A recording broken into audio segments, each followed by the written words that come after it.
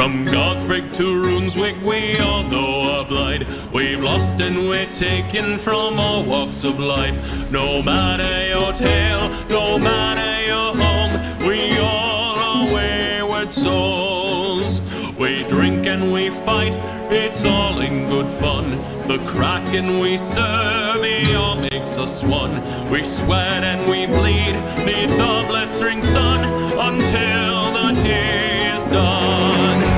There's wind in our sails, the past at our backs. We're quick to throw hands when our foes attack. With arms at our side, our sword in our gun, our guile will not waver until we have won. Though our histories differ, our crescent's the sea. We all had our places we needed to flee. Now we are your sail, now we are your home. We all are wayward souls.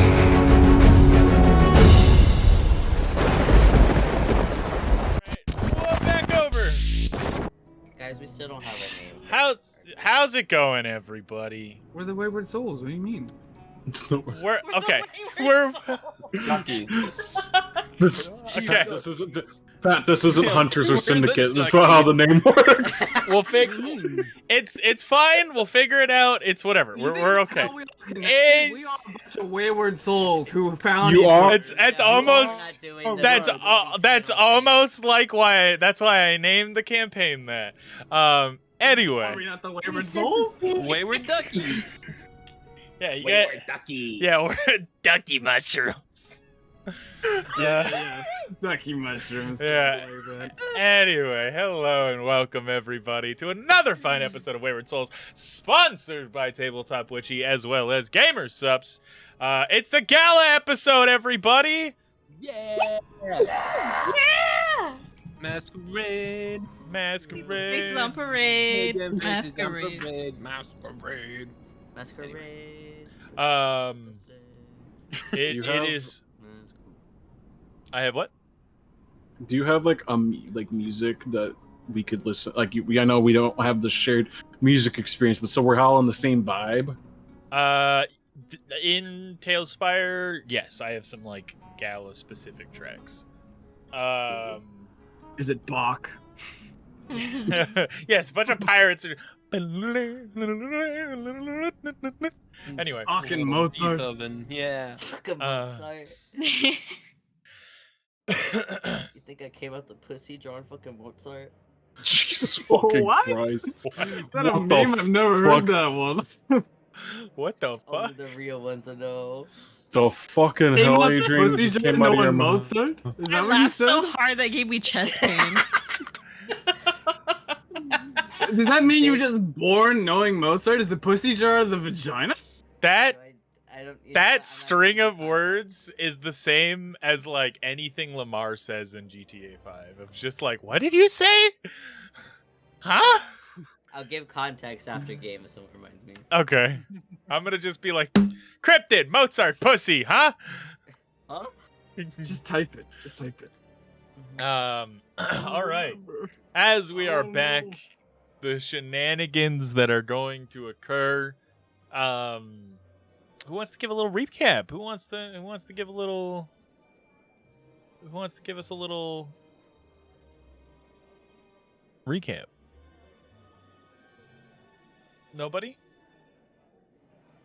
Thinking about what the fuck we even did. Josh. I remember. God damn it! Do it every time. He Is it can't- just because I remember. He can't, but I do want one before I just take back these reins and start giving them again. Let's get one more Kadan cap. Unhinged recaps. Yeah. With Do it from the Kadan. parents' perspective, Yeah. because that was his night, you know? Okay. Aw. I was sad Alright. for a while. All right, so we left the mansion and then we went back to the oasis, and everybody kind of went and did their own thing. Everybody went to go drink with the rest of Vanguard, and then I went to go talk to my father, and then Uno was talking to Bertrand, and then Mint and Asta, they were at Storyteller House, and they met Cool Guy. He had really nice shirt, and he told them, you know, friends make tough choices, and you have to be there to help those friends make tough choices, and also keep them like reined in, you know. And then meanwhile, duality of conversation. My papa told me, you need to be man and you need to be in charge. And you know, it was like the opposite conversations. But then meanwhile downstairs, everybody was getting to know more about the other Vanguard members. And then Magnus met Fancy Bugbear guy who bought drinks for everybody. And then Bear was like, I time my Miko. And then Bear went out and stuck feet in water and got real sad. And I got real sad. Meanwhile, Uno tripped on psychedelic tea and learned more about her past. And then next morning came, and then everybody came back. Asta and Kedon, they shook hands and they said, we are okay now, right? And they were like, yeah, we're okay now, right? And then we decided, we had big conversation with my papa and Bertrand, and he was talking about how he's going to take Uno away, and then we all were like, oh shit, we're all kind of going away, aren't we? And then we were like, well, let's have one nice good time together, and we went to go get ready for Gala. Huzzah! Well done. Well Clappies. done. Golf clap. Golf clap. Clappies. Golf clap. Golf clap. But yes, as all of you went off to get ready for the gala, going to the storyteller's house where there is a tailor there who has adjusted each and every one of your outfits for you all to look as ravishing as possible. Each of you get on your fine new clothes, getting dressed. Those of you who want your hair done, some of you helping each other out in various ways. I don't know who's going to help who, but if you want to decide amongst yourselves if anyone's going to help do braids or fix people's hair. Malachi. Mint would still like. Mint would like Malachi's help as well.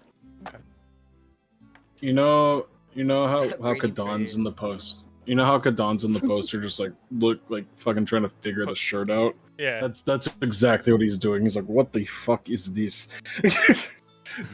And just like it goes Magnus would goes help under- Kadon if you wanted it. it goes over here and then it goes right here and I feel like I imagine Malachi's like doing Mint's hair and then looking over and seeing Kadon and just like looks pained. Someone's like, Magnus, go help him. You know how to do it. As You just- lost. you know, you're given like a comb, Magnus, to comb back your hair. Flint, you're given like a little pomade to slick back. Sure. All of you are given what tools that the storyteller can offer. Though she is currently not here, her tailor and the butler of the house are providing what they can.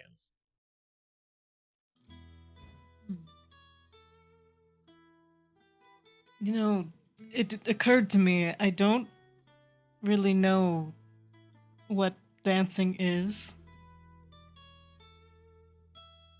I've read it in books, but I've never seen it.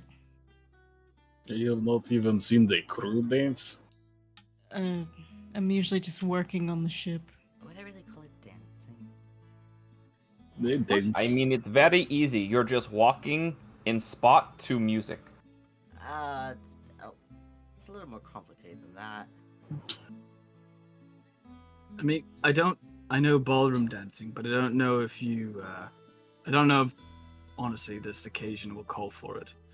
There's a pirate gala. It's not like a nobles ballroom gathering. Is Flint just doing that in the back? Yeah. As Entering the room, People dancing. you see the storyteller in tall, about like thigh-high laced boots, heeled boots, a long, deep, kind of open center red silk dress, and the Kraken's coat thrown over her shoulders. Kadan looks visibly confused. Oh. The storyteller steps in, arms behind her back. So, are each of you ready for tonight's affair? Or are we still unsure about all of this? As she kind of gestures to people's outfits. Kadan's still fucking with his shirt.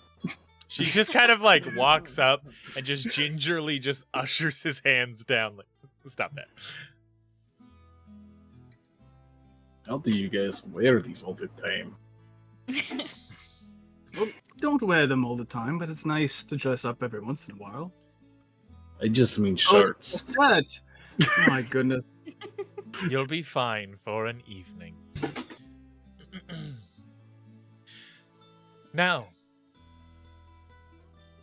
I could sequester a carriage for you if you really wish to arrive in style, or you can all just walk.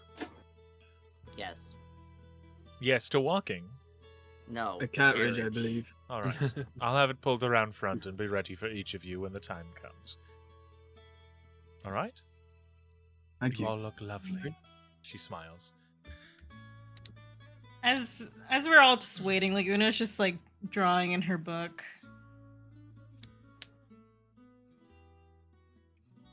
Okay. As she goes and she leaves, you would hear the carriage kind of pull up out front. Each of you getting ready. It's been so long since I've been to one of these. Once Mint's hair is done, I come over to her. You look so lovely, Mint.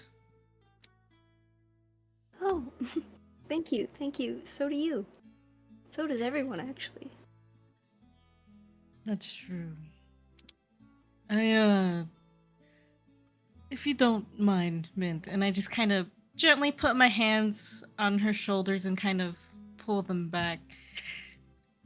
I know things can make you nervous or even seem scary, but I've seen you fucking obliterate 2 men. Have some confidence in yourself. You're very strong. Mint kind of does like the shy fingers. Yeah, that was a little unexpected, but thank you. I really appreciate it. Smart too. Powerful, Mint. Remember that. As all of you load up into the carriages and are brought to the base of the steps leading to the Merchants Guild. You begin to ascend the very tall steps as people are walking all around you, coming up the left and the right side of the steps to head to this lavish gala. You hear the odd person complaining as they're making their way up. If I gotta walk up these fucking steps.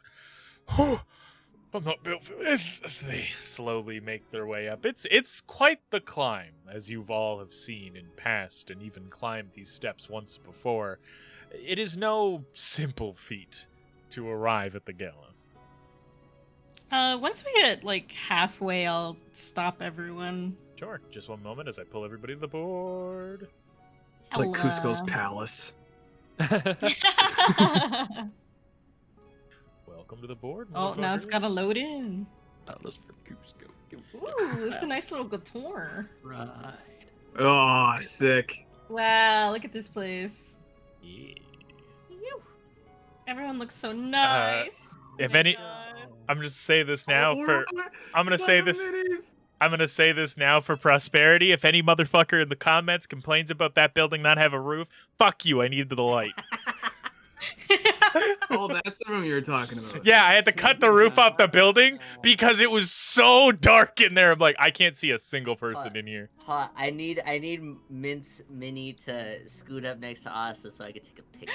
Picture, yeah. Oh my god, picture. Prom photos. What- Prom no. photos. Do that for me. No, Yeah. we got everyone was facing the right way. No. No.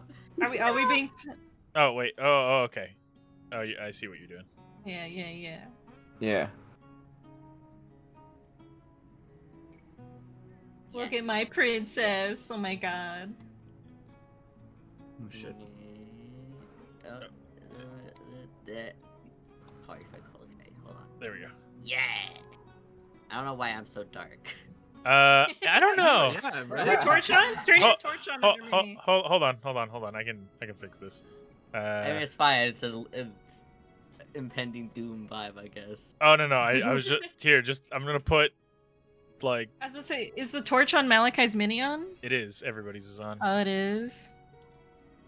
If I just put like Allison right here and then put her torch on. Okay. There we go. Not as dark. And say cheese. Cheese. Alright. Let me continue. Ew. As people are heading up these long and heavy steps, you see the odd familiar face going past. You would see people you've seen over the past few days, some of the Warforged crew, even members of the Sons of Argos heading to this gallant affair. Yeah. As Uno stops all of you on the landing, you would hear the music being played. You would hear the yelling and the screaming of joyous calling and laughter. People are having a great time. People have been drunk for like a day and a half now. So some people are very much Drink water. oh god, Become moist. I forgot to turn off the channel points. I like that we're called worms. Yeah. Yeah, it's because I didn't want to Right. like I named all the minis worm like because I had brain worms. Oh, worm 7, worm 4. Yeah, I had Worms. brain worms while I was making them, and then I'm like, This is the only one. yeah, because Don's the only one because Josh made that. I am the original worms. I am Um, the original. Let's go. Worms. 2. 2, 3. Armageddon. Worms Armageddon. Nice. Hold on, I just gotta quickly turn Is that off. Kevin Bacon over there? Wait.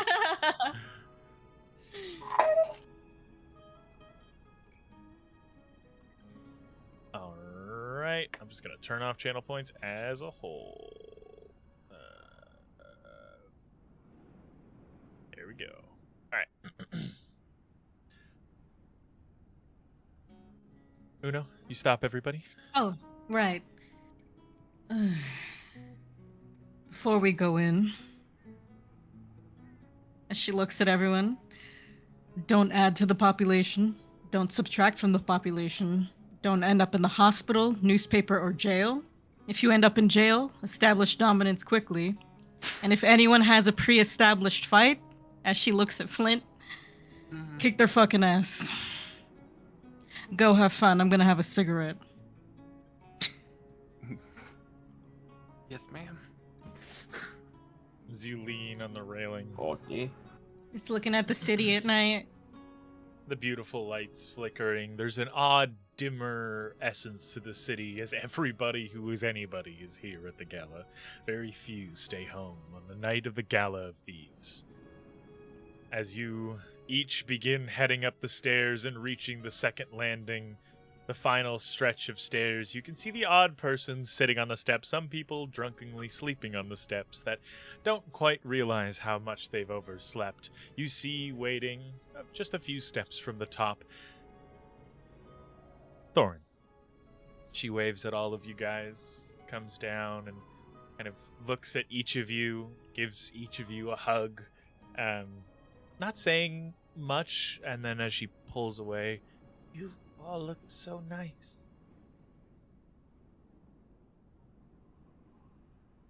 You Thank look pretty you. great yourself, Thorin. Kind of blushes. Some people are upstairs. I don't think most of the crew are inside yet.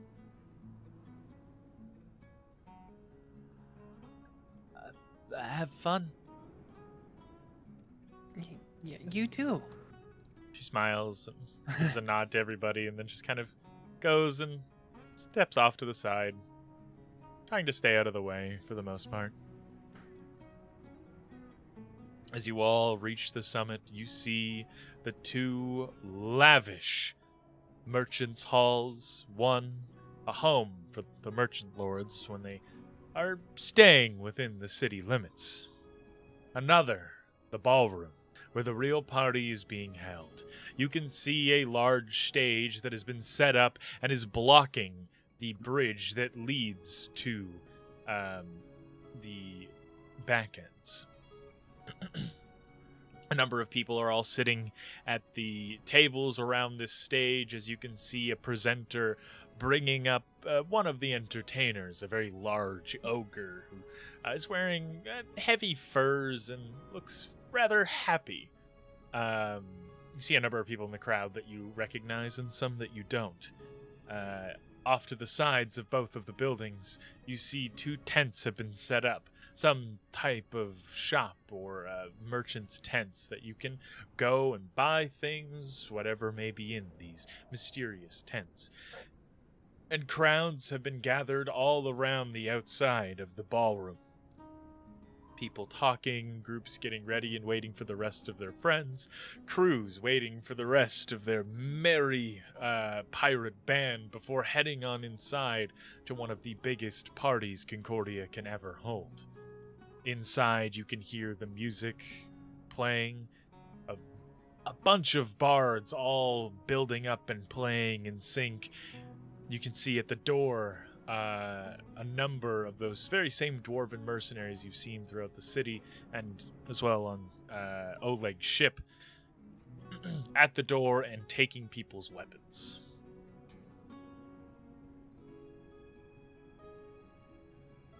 What do you do?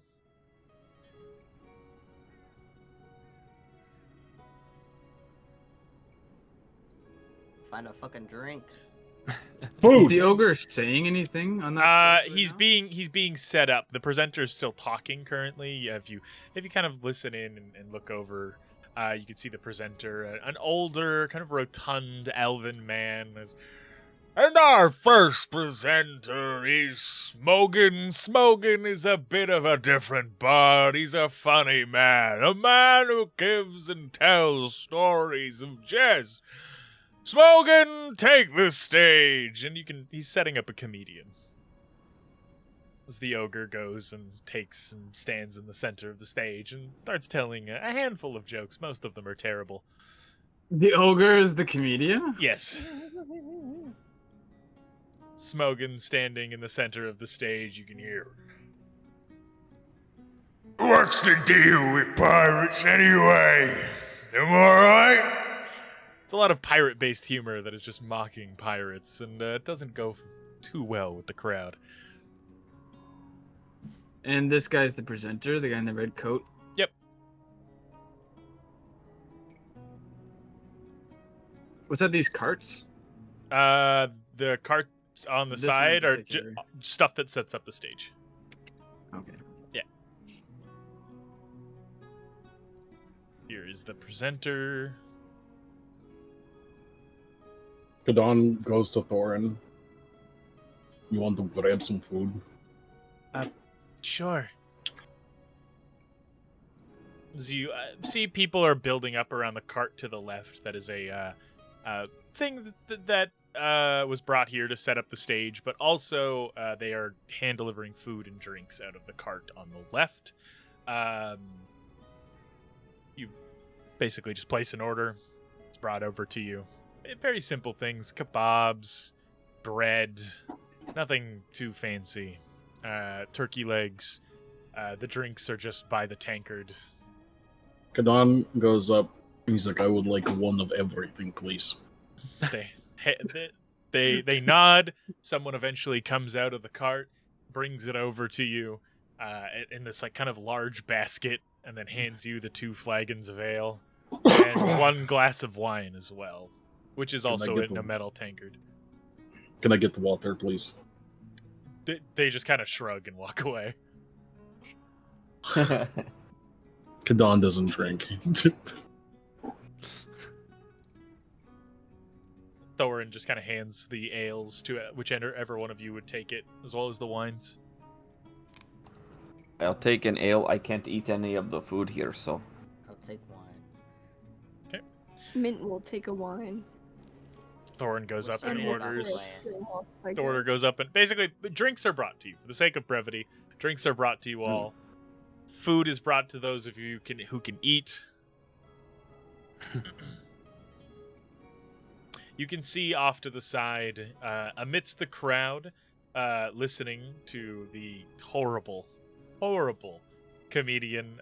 You see a number of familiar faces, like Cutter, the members of Tusk Taker, Kirby, and even Chef. You can see the Kraken, Cobb, Sinclair, and Captain Locke off to your right here.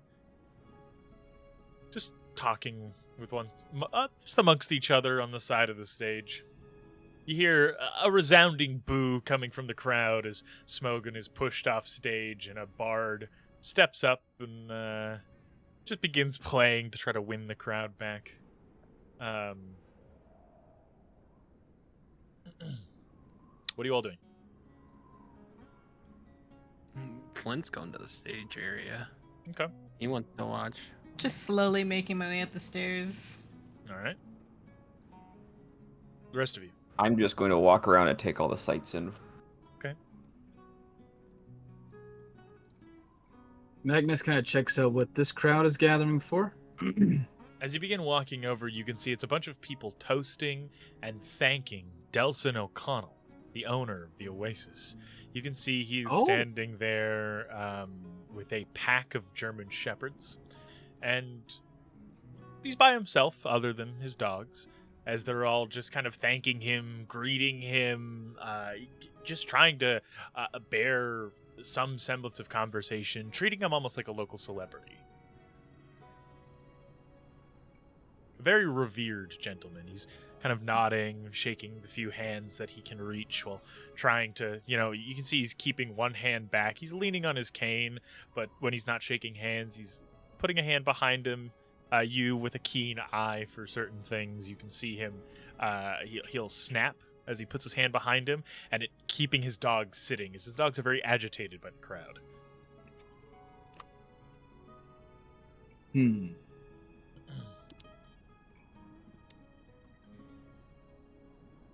May I approach him?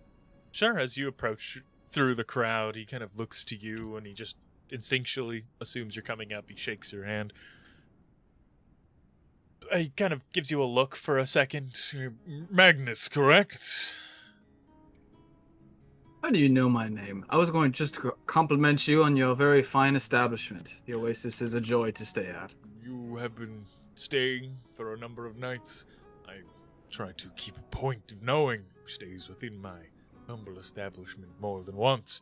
See, shakes your hand rather tightly, and then That's lets incredible. go. There must be lots of people who stay there, so that is quite the feat. My mind is my strength, where I am weaker in other standards. He's a very frail and thin man, compared to the other O'Connells, who are all fairly big and burly. Before I go, I would just like to also compliment your dogs. Very, very beautiful animals here. They kind of try to pay. Most of them pay no mind to you. They're paying attention to the crowd, but the one you are closest to kind of like looks up at you, and you can see the one ear perks up a bit, and it does like a little like half step where it's like it wants to come up to you and get pets, but it is trained to just not approach anyone and not leave the side of Delson. Magnus kind of raises his hand. He says, "May I?" He nods. The dog steps forward and just pushes his head into your hand. Good boy. Or girl. Kind of steps back. As the crowd begins kind of pushing past you and other people going up to try to shake the hand of this man. Magnus will leave. All right. You can see that there's a bit of a line, just to save mini space, there's a bit of a line at the door as people are flooding in and exchanging their weapons for a small red ticket that shows that they've given their weapon. Like a coat check, basically, but for blades. Shit, did we get our weapon things? No, not yet. Oh, never mind. You have to find Sinclair for that. Sinclair!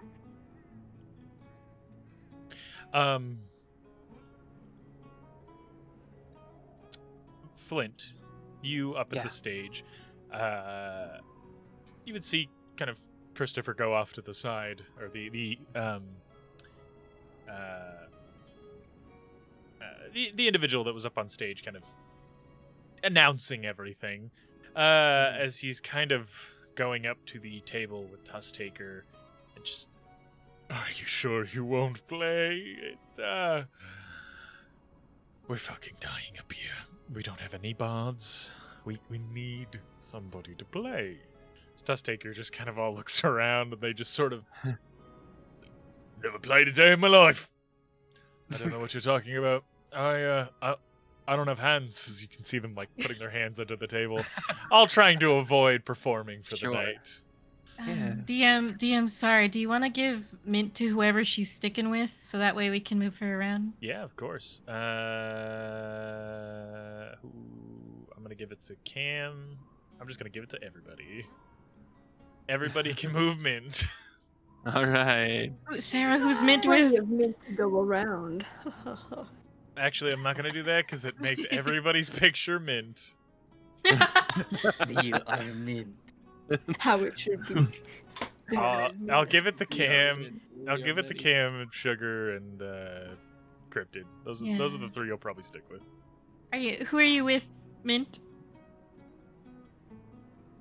I guess Mint's probably just kind of wandering off around too, just looking around at the sights. She'll stick with Asta, probs. Okay. Asta is... Where is Asta? I already moved her next to I'm Asta. right here by Magnus. Oh, so your big wings. It's hard to find you in a crowd now. I'm alright, I'm wingless.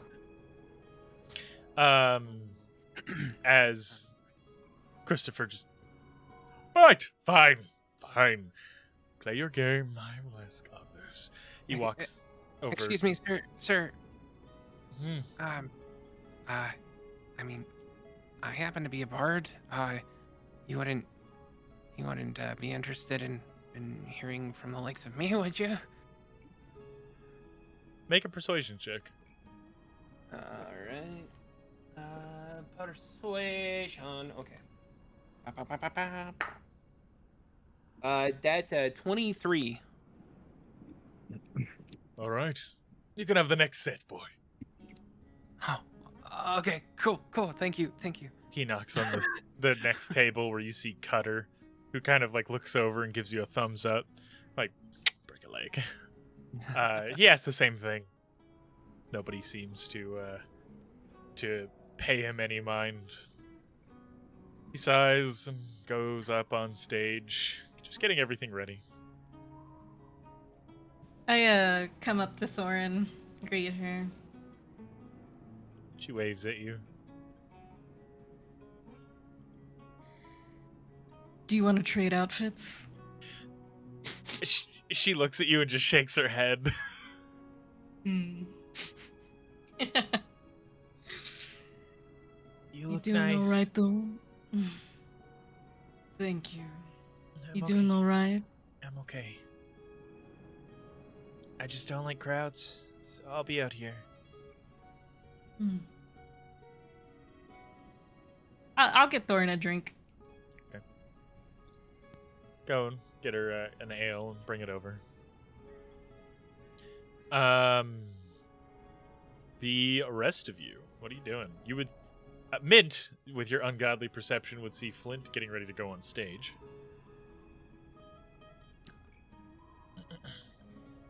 Would you say anything? I guess. You would watch- Oh, go ahead. I was just saying, as you would watch Malachi turn away from the line of people giving their weapons over after realizing that you never got your holsters. Well, We need to find it's fine. She could Sinclair. just say words and do magic if all else needed. That's okay. But I guess Mint, since she's right beside Asta, she'll kind of pull on his like shirt a little bit and point towards Flint getting on stage. Should we go Oh, check is that he out? going to play? Yeah. I think so. And make my way over. Let us go. Kadan. Would I notice Flint from right end? Yeah, you would begin to see him. He stands out in a crowd. My Kadan, purple sin. standing near the cart, you would see Dominic Maxon and the father, leaning, smoking, observing. They'd give Do they you look at me at all? they'd give you a look. The father would watch you intently, and Dominic would just like inhale or exhale a large amount of smoke and give you a wink.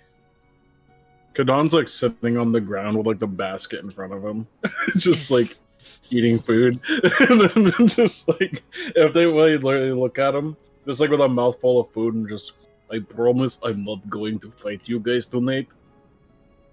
Dominic Is walks this over your to from you, your food? squats just to get on your level, and reaches into his pocket and holds you a what looks like a silver coin, but it is stamped with a symbol that you could see on the walls of a binding chain, like a chain link. Mm. Give these to the people. Kadan just like swallows. Give this to the people inside, and they will give you better food than they're serving everybody else. It's just for us hired help, but I don't need it. Call it This even. is for shooting me, and yeah, this is for shooting me. As he flicks it to you. So butter's better food. Inside. Pig, duck, quail, anything you can imagine. And that's what they're serving to the common folk. Ask any of the servers, they'll bring it to you. Okay. You think I'll be able to actually get fucking water? In there, yes. Thank God. He hands you a flask. Even like eating all of this meat, and it's hard to eat like this much meat and not have like water to chase it down, you know. He hands you his water. He hands you his water skin. Thank you. Don will stand up and go find the hired help. All right. Beheading Come him. and greet Chef. He just looks at you and he like slaps the table. And Hello, soup. Chef. As he pats the table, you can see sitting at the table with him is Kirby and Jack O'Connell. Oh, great. Hello, Kirby. Kirby just mouthful of food. Oh.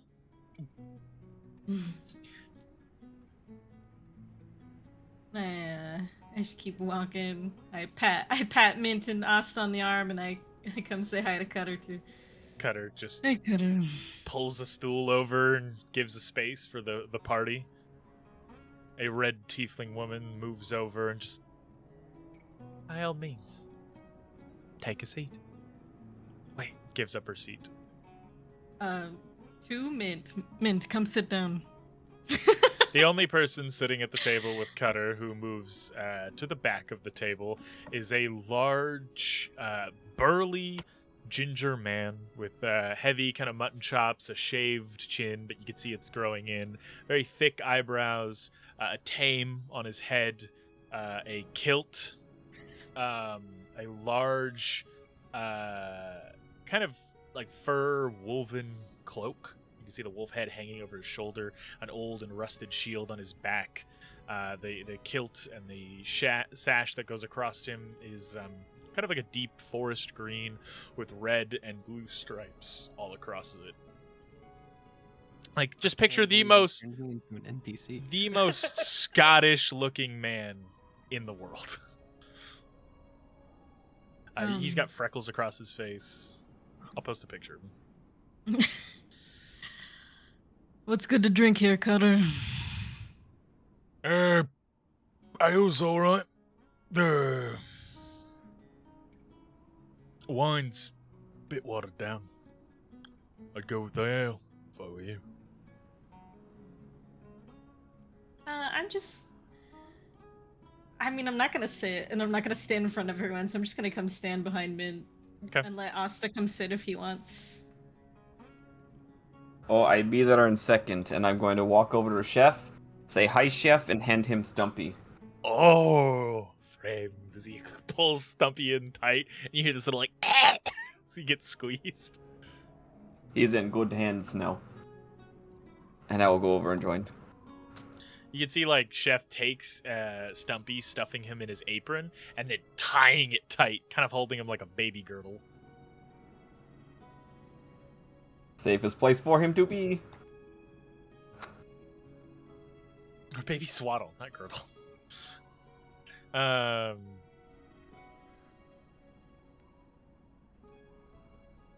Anybody else going up to sit at the table with the rest of the party? Is Flint going on stage? Flint is getting ready to go on stage. You can see him off to the side. They're moving things. You can hear an argument from behind the curtain as you make your way up the stairs of the ogre being yelled at for being just absolutely awful and his pay being taken away. I come lean over the edge and I ask Thorin to bring Kadan over here. Thorin just kind of walks over and touches your shoulder, Kadan, pointing towards the stage. He looks over. What is happening? I think Flint's gonna play. Well, I have to be there to throw a gold piece at him. Yeah. Wait, what? He never gets... But it is like tradition now. Wherever he plays music, I just give him money. Good friend. She ushers you along towards the stage. She helps you gather food. How many people are, like, there? Quite a few. Like the stage is pretty filled, and then there's also people, like, gathered around off to the side. It's a pretty packed crowd. Probably double or triple what was kind at... of pause.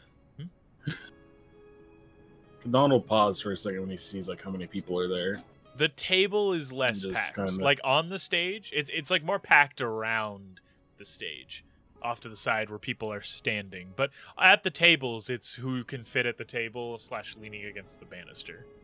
No, it's just the walking through the crowd. Thor, Kind of like a... It's just, social anxiety. how obvious is your social anxiety? Like, do you have any tells? It would be pretty obvious, so that we'd be kind of just freeze for a second.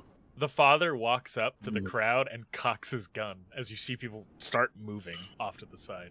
He gives you a nod and steps back. Oh, Uncocks his gun. thank you. Kadan would then walk sheepishly kind of through the crowd, holding his food.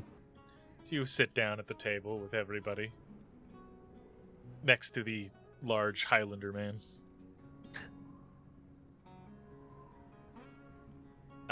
Mint, again, your ungodly perception. You could see that the individual at the table is just staring at Kadan's food, just like... just kind of like licking his lips, salivating a little bit, like, oh, that looks good. I look at Magnus and be like, you can have a little bit of this food if you want. Magnus isn't there. I was gonna say, Magnus, are you going over Oh, there? sorry.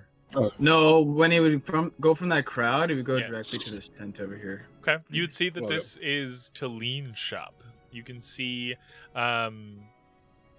inside Talene is, ready to sell some goods. And Nico is there in a beautiful layered purple dress. I'll post it here. I wasn't expecting to see you so soon. Magnus, you look lovely. I'm about to head inside. Are you Are you alone? Did the rest not all come with you? Oh, thank you. No, they're all here. I'm not sure where they are. I kind of peeled off and talked to the owner of Oasis there and saw this tent over here, and I thought I recognized the blue of Tleen in here, so I came to check it out.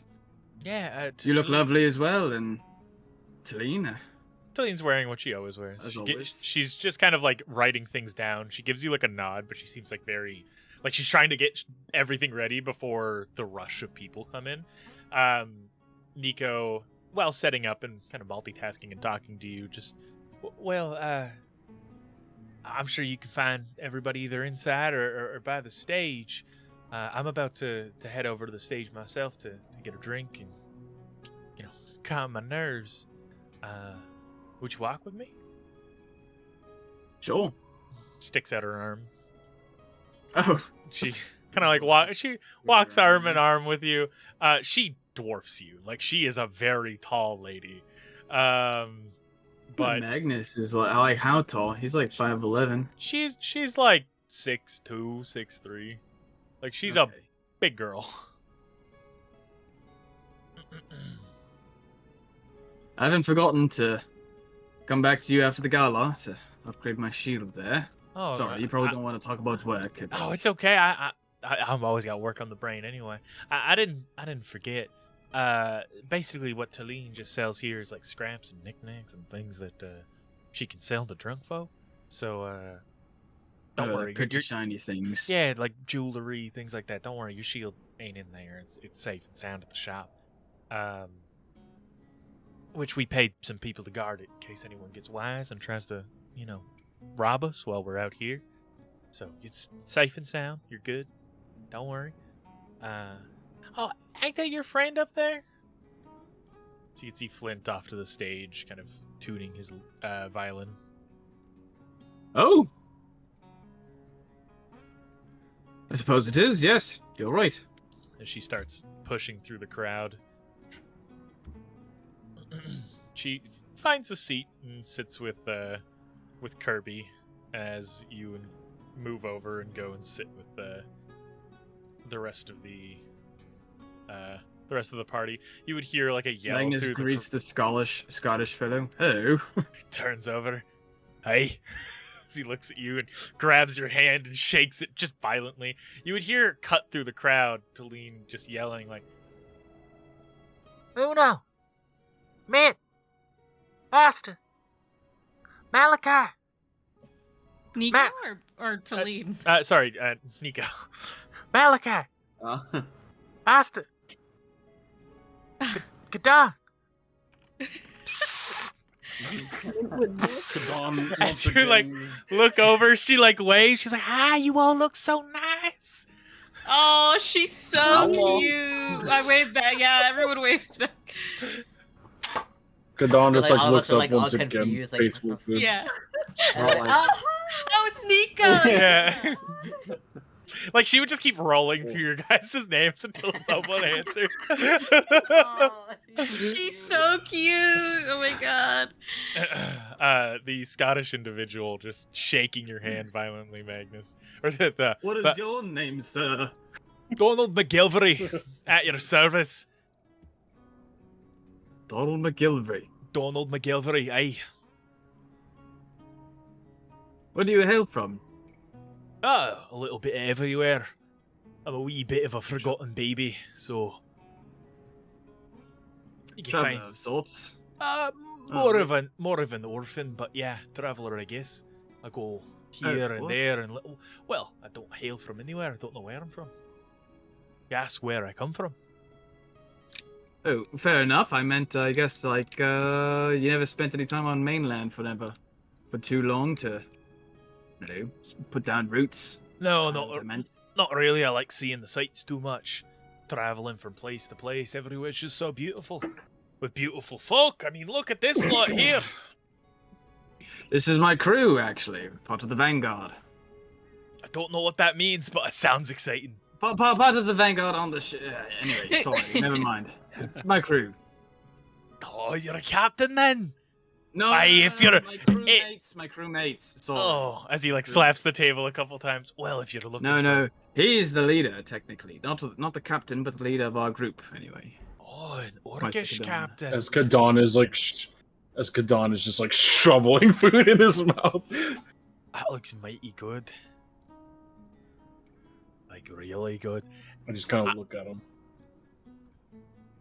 I just look at him. He I keep eating. He like reaches out across the table. Donald McGilvery, Donald McGilvery, Donald McGilvery. Just introduces himself to each of you and just, do you all drink or you dry?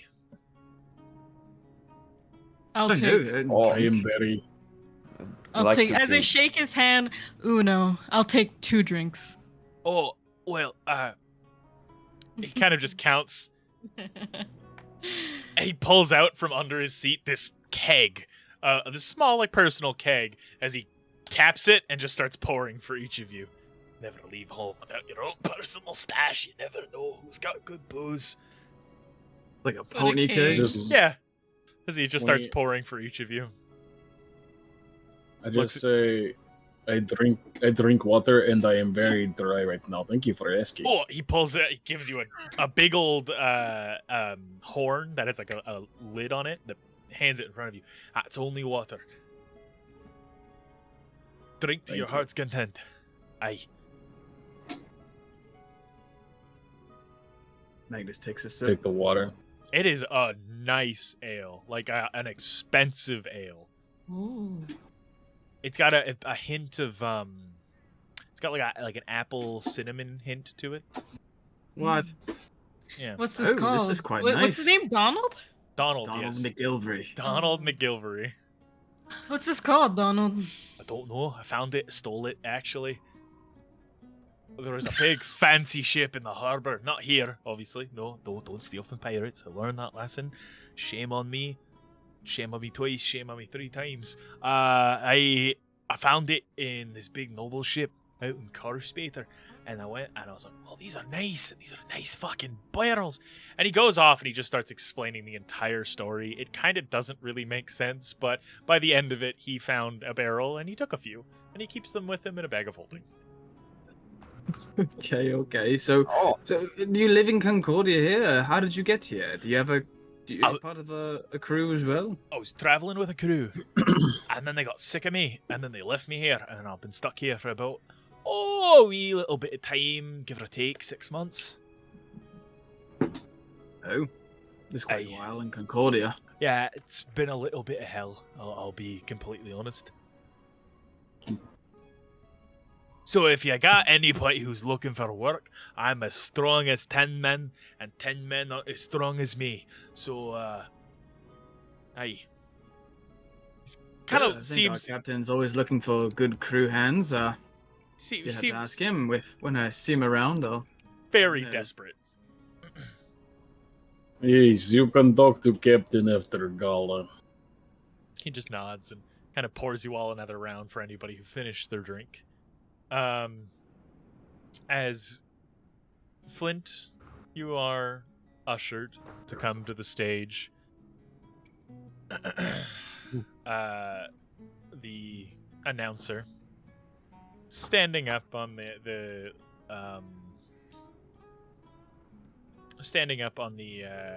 center of the stage itself. We have a very special announcement for each of you. Everybody, please come to the stage and watch the beautiful. What the fuck is your name, kid? Flint Lockhart. Flint Lockhart. Great stage name. As he steps off to the side. You hear people like clapping. You hear the odd person, clapping. the odd person in the crowd be like, "Is that the guy from the Oasis?" As you Very step up on stage. If I may, kind of describe the scene. Yeah, of course. Cool. So, cause he's got like a set of he can do a whole set, yeah. Yeah. Okay, so like a lot of his songs, a lot of Flint's songs are rather jovial, something you can dance to and get the crowd going. Make a performance check. Okay. I'm not super proficient in that or anything. Let's see. That's a plus. Oh shit. 26. Okay, yeah, as you perform these sets, they are joyous. People are singing along. Not well, because they don't know the words, but as people are rocking back and forth, stomping the stage, batting the table, just cheering, and you're holding and building a crowd. The crowd gets bigger and bigger to the point where there's people on the stairs just trying to see, as you're even pulling people out of the gala proper. Hell yeah. As the jovial songs come to a bit of a close, he gets prepared for his final song. He does a little thaumaturgy on the flames here to dim them down a bit. As they slowly get darker. He looks at the table where he sees his family, looks at them with eyes that are full of love and a bit of sorrow. It's a complex emotion shown on his face, and he starts to sing this song. Any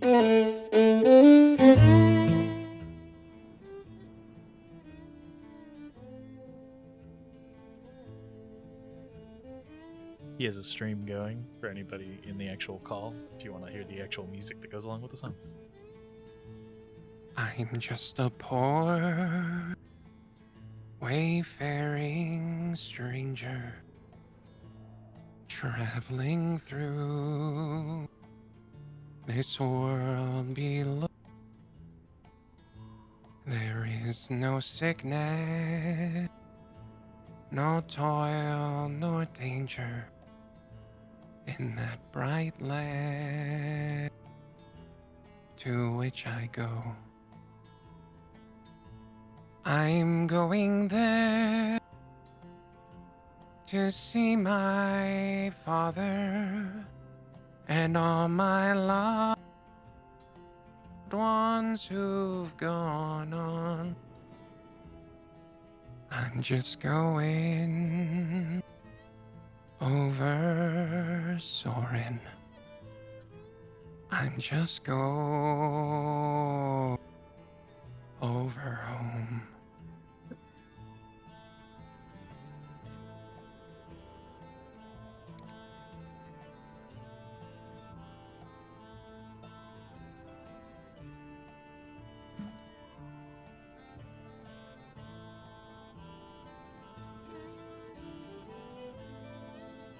The crowd just very still and silent as people begin to watch in awe.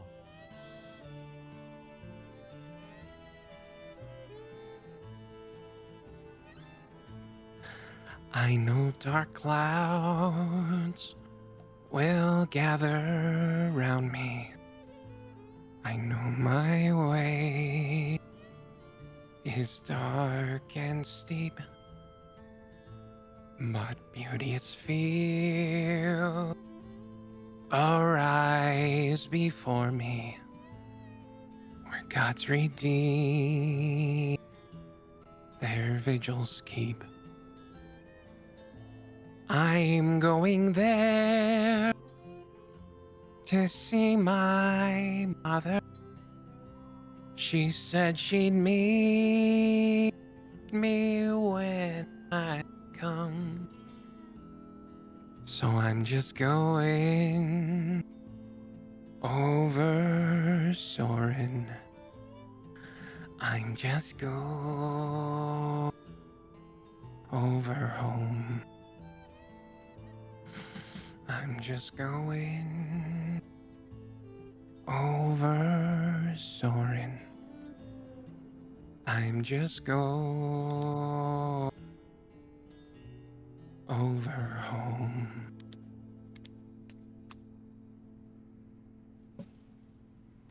As the crowd roars and claps, as people just begin screaming and hollering and throwing their arms up in the air, as Christopher comes up on stage and pats you on the back. Sorry, I doubted you, kid. Here, as he hands you a pouch of gold. Oh shit! Nice. This is Thank you. You've well earned it. As he stands up on stage. All right, people, we're going to close down for a little bit. Everybody should head inside, and we will be hosting more festivities later. Maybe Mr. Lockhart will join us again. Please, thank you. One more round of applause for this purple lad as people begin clapping. Thank you. People begin yelling and Through cheering. all the cheering, a gold coin just hits him in the chest.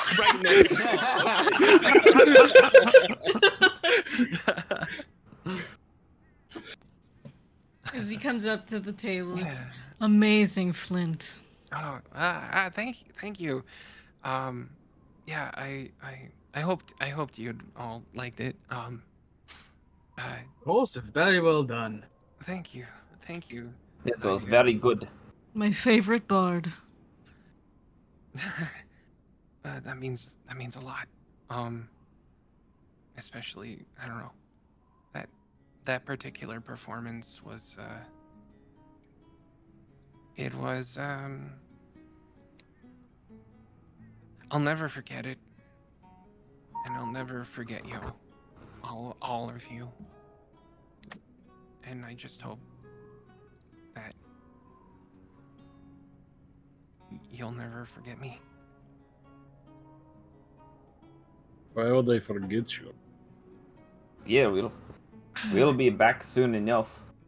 You're hard to forget, really. Of course not, pal.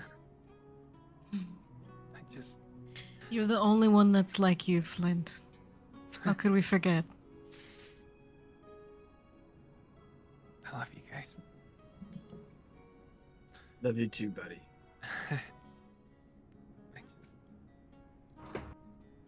As I hope more... this isn't. Oh, sorry. Go No, go ahead. I hope this isn't the last that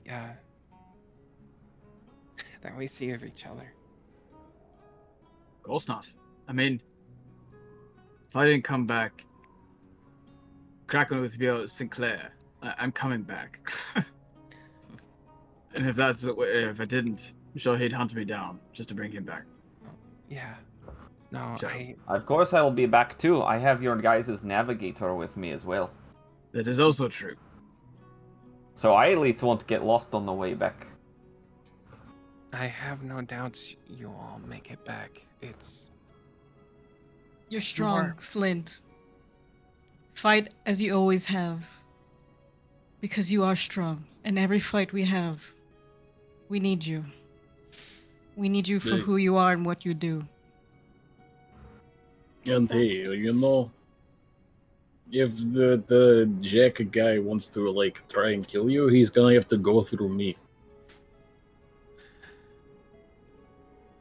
I know that it is due to death, but no. It is due to death, sure, but I'm not going to just sit there and let you die.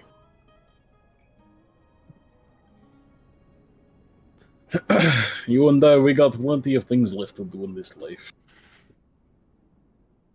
That's right. You hear quiet crying, Magnus. From where? Donald. Donald? Is it from me? Just like, yeah. That was beautiful. I'm coming over. Oh, from McGilvery. So beautiful. I need a minute. He steps away.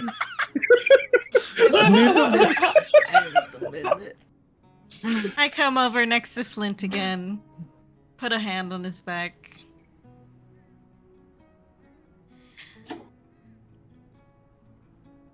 You know, I haven't heard a lot of music, but even I know you are something special, Flint. And the world needs more of you. So fight as hard as you can. Yes, ma'am. And I hug him.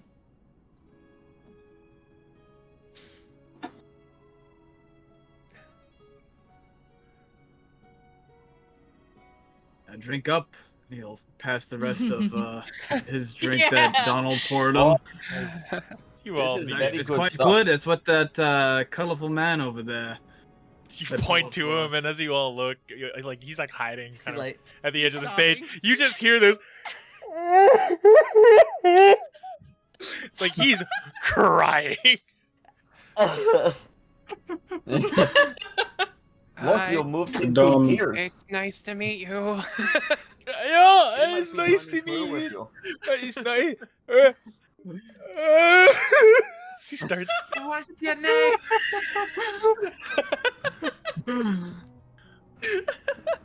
Is just as crying as hard as he can. So, we'll go get our stuff from Sinclair, and then we'll head inside, eh? You bring that with you, sounds Flint. fun. The red tiefling passes you, Flint, and pats you on the shoulder. Nice job, lover boy. Wait a minute. Keeps If walking. you don't get after that, Flint, I swear. She's been eyeing you. She's gorgeous. You'd be a fool Yeah, good not luck. to. She's gonna eat you alive. That's a good thing. You promise? Don't do anything.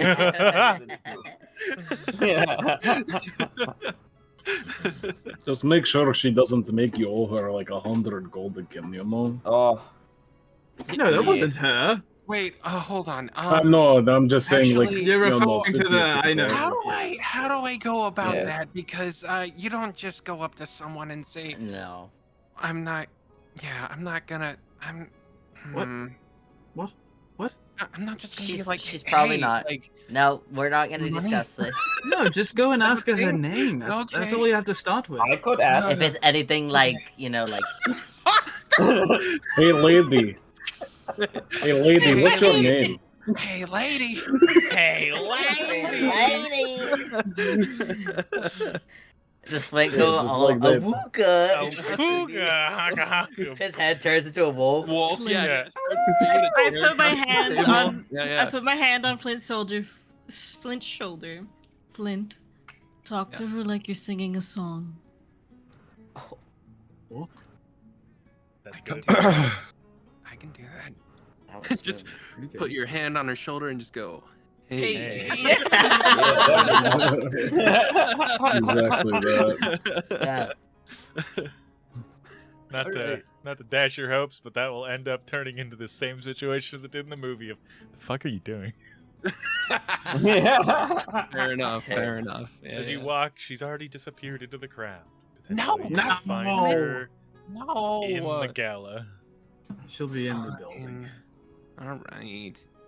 Then I'll wait. I poke my head down to the Kraken.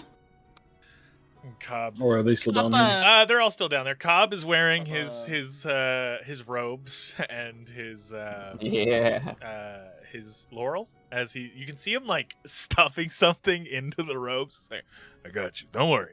It'll be okay. She's in here, secure." So he does a little jump. Yeah, it's secure. We'll be okay. Hey, Good. Cobb. Hey, what up? So he looks up at you. You look nice too there. Thank you. You look lovely. They're like kind of the same getup Oh, too. okay. Very similar. Yeah, they're both like they're both Sounds kind like of a barricade. Bros. yeah. I just have pants. That's like the main thing. Part I'll of the same fraternity. I'll repost what Cobb is wearing in the chat here. He's like frat boy, isn't he? Yeah. You Yeah. see Yeah, he's gone full toga. you see Sinclair is wearing some beautiful noble's clothes. I will post them here. Soft greens and purples. Boop.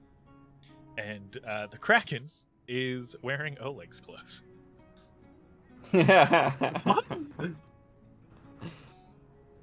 Why are We you have a wearing picture of that that? guy's? I do not, unfortunately.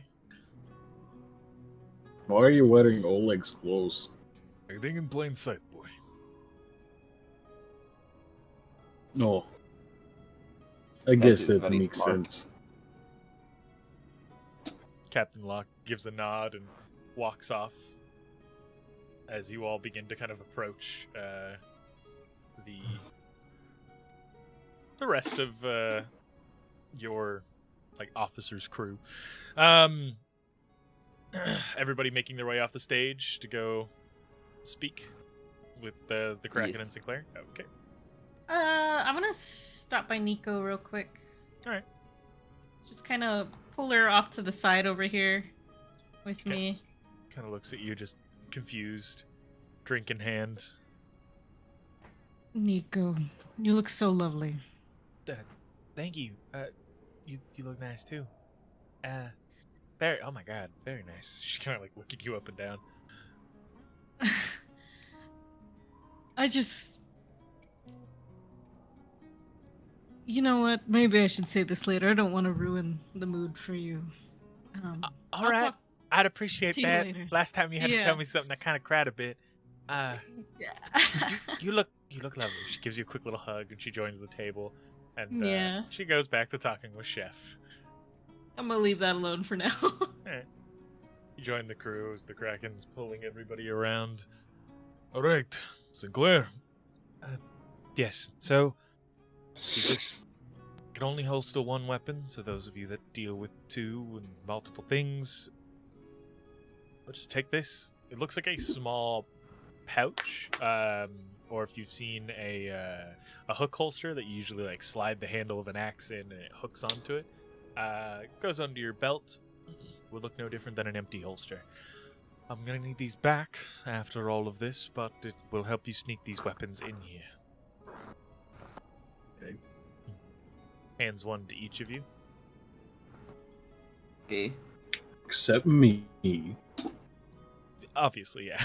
It just puts them on your hands disappear. Yeah. Gives you a pair of gloves. There you go. You're now hidden as well. Yeah. How am I supposed to eat? Yeah. Because I still have mouth. He's just like, I have no, Don just- no hands and I must eat. and he's truly the bear. Yeah. Kadon's like, alright, bet, challenge. Just fucking just goes.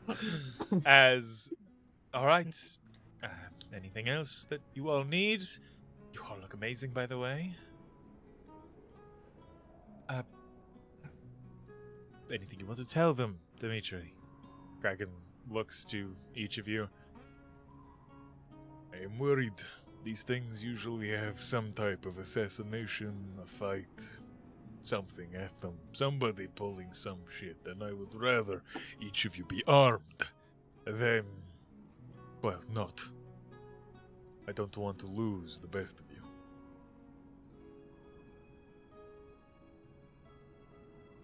Okay. Okay.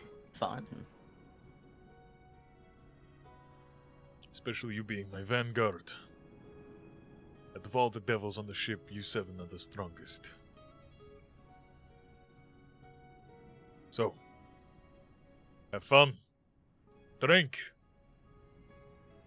Get a little high as he looks over to Malachi. And then to Cobb.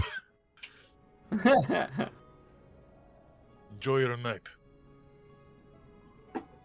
It will be one to remember.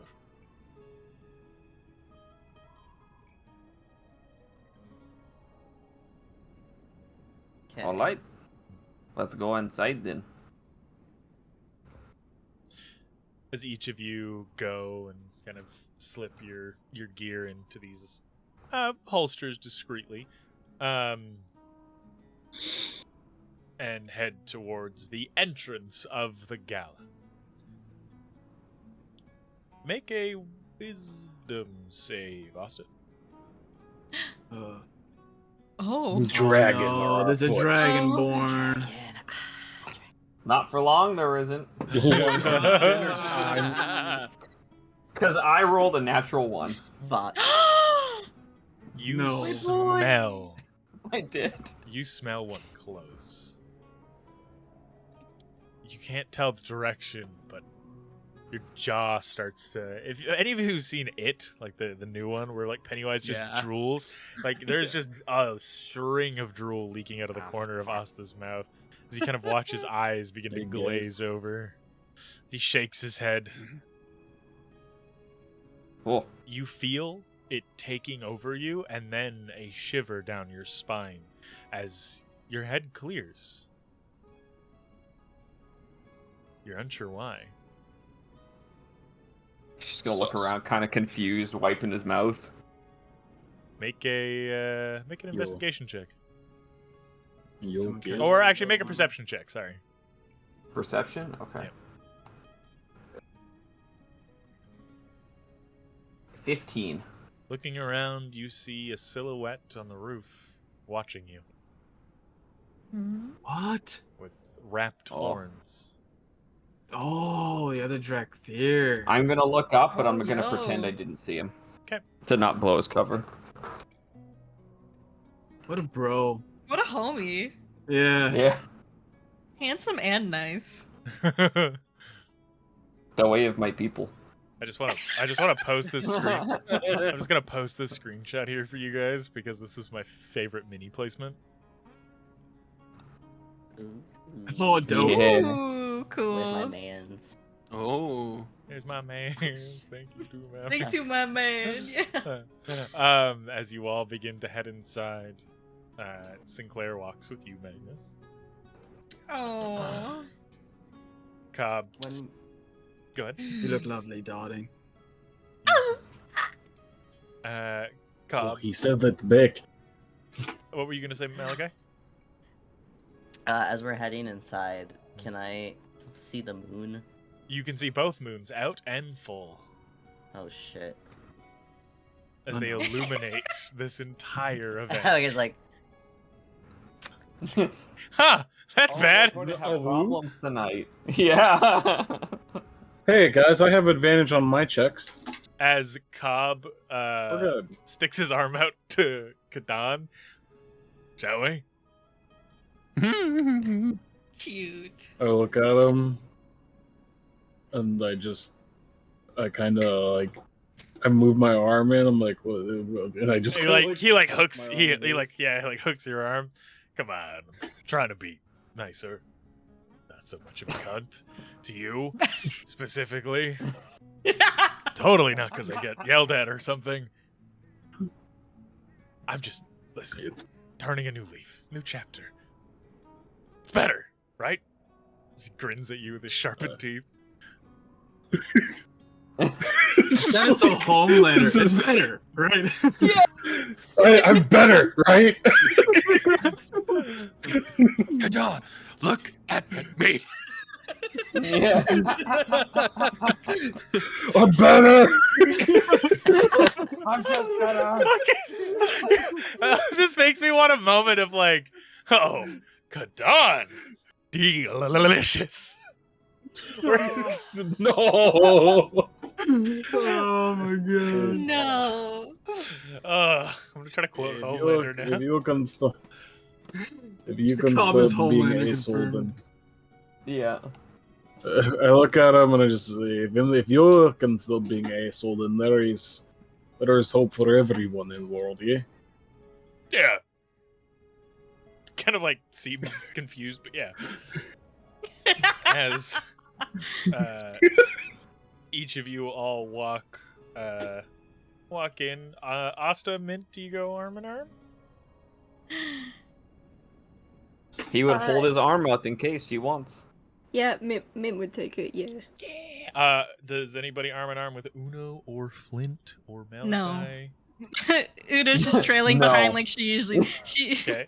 Does the Flint Mint- Malachi? Another cigarette. Mint would offer Yeah, Malachi, just if no. he's not- if he's lonely. The amount that Uno does not want to be here is infinite. Malachi, Flint. sir. Sure. Yeah, just Kitty! pull him and we start going. All right. Uno's just keeping an eye on everyone like she usually does from behind. As all of you head in to the gala. Oops. Just two purple guys. Two purple. Yeah. Oh, they put us together because we're purple. As each of you head inside, the dwarves at the door like check you over, see no visible weapons. They give Kadan a look over. They kind of just shrug and push him in. As all of you head inside, you would see. Oh yes. I'm sorry, I was gonna say, especially if his hands aren't wrapped, like he has scars all over his hands. Like, Yeah, they would be like, he's a Holy fighter, shit. but you don't look like a monk to them. So they're not, assuming. Let me just. as soon as we walk in here, Kadon gets super nervous. Oh yeah, the crowds are. By the bow, it is packed in here. Yeah. Scanning. Okay, hold on. Let me play some. Let me get the music going here. Give me a Scanning second. for hotties. Scanning for scanning for hotties. Hottie acquires. Target marked. I am looking. Loins furious. Loins fury. Holy shit. There's a lot of people here, guys. Umbrella. Holy gosh. Oh man, look, there's Star-Lord. Who's this weird looking guy? See this guy with the umbrella here with the ruby shades? Which weird Yeah. looking guy? There's so many guys. There's so There's- many there's- weird looking guys. All right, as you all walk in, you see the beautiful marble floors, the tile work to accent the beautiful ballroom dancing areas on the left and right side. You can see small areas to sit all around the rooms. A large black table towards the back left-hand side of the room where you can see the merchant lords are all sitting. Marcus sitting down in a large chair, doesn't really reach the table as it is set for people of normal size. Mr. Marlin, the bugbear, with two of his guards behind him, not a merchant lord, but joining Mr. Marlin is Gran, as she is sitting with her cats just leaning on her lap as she sips her tea, as well as the broker, the Yuan tea that met Mint a few days ago at the table with the merchant lords, as well as he is a merchant lord of the city.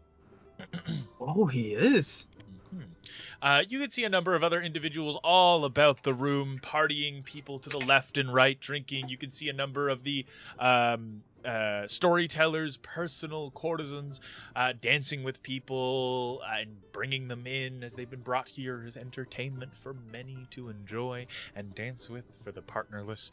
As people are sitting along the back sides of the room, there are bards along both edges of the dance floors playing songs all in unison that creates this cacophony of sound that to the untrained ear would get a little mixed up, as people are kind of playing different songs as they slowly begin to come in sync to one another, as they don't have paid musicians here. It is just the people to come and play the music that they love and hopefully join in with others that they have never met before.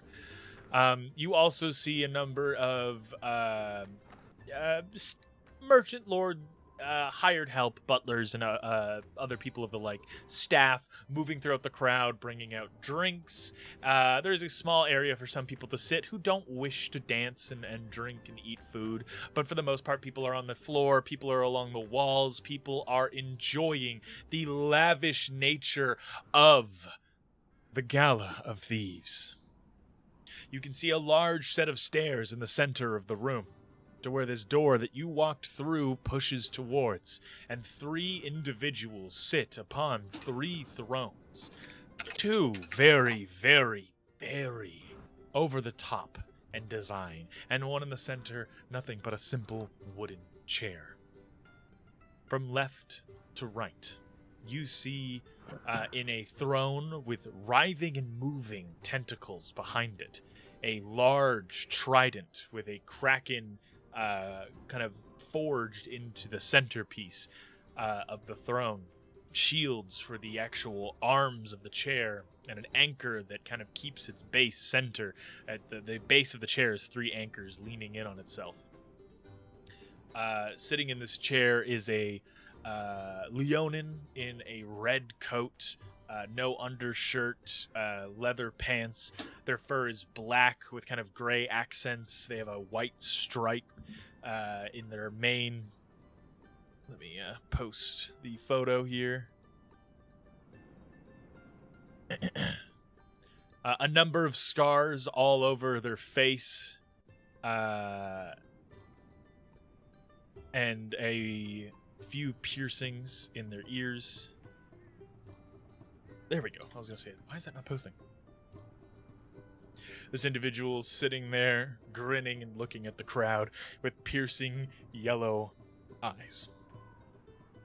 Sitting next to him is a dark-skinned elven man with thick, long dreads that are graying over time, and a very long beard with gray in it. The mustache is pulled into a braid with jewelry on either side. Can I get a history check from anybody who is looking at these three individuals? I mean, I think even if I rolled it, I don't have the knowledge. Yeah, Magnus will roll. Fucking same. 18. Am I able to assume? Dirty 20. Am I able to assume? Able to Am assume? I able to assume for the left one at least? Yes. What the crap? Okay. Yes. I assume that, and then I see Marcus, and I start clenching my fists. Okay. Well, you got a dirty 20, Magnus? Yes, and Malachi got a 21. Okay, so both of you have learned quite a bit about the Coalition and its cities, but Magnus, you grew up on the outskirts of the Coalition's grasp. You know that the admirals of the Coalition's navies that have shown great valor in war are given a skull head ring. Usually made out of the same steel that the armor is made out of for their grand soldiers' forces.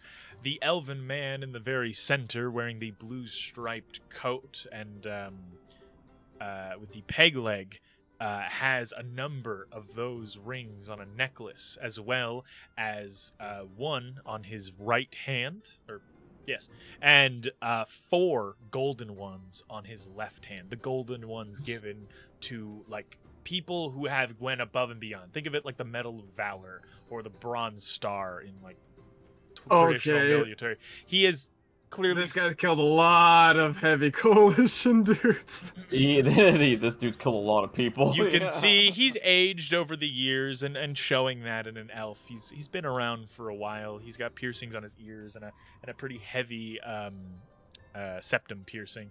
The man Is he noticeably Alec Trin?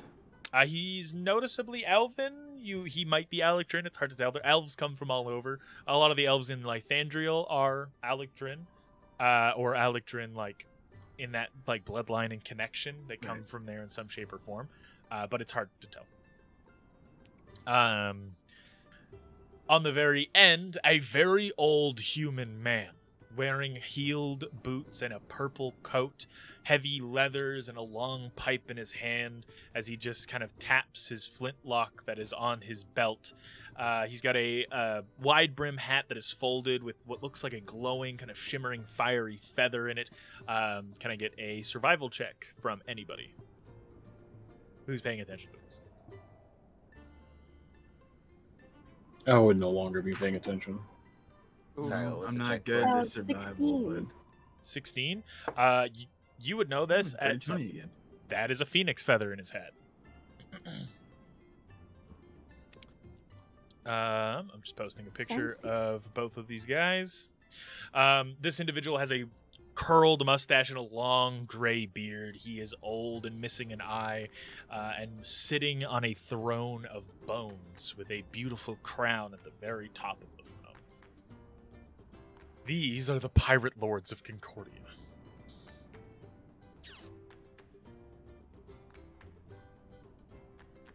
Magnus just kind of whispers to Sinclair, "Who are they on the chairs?"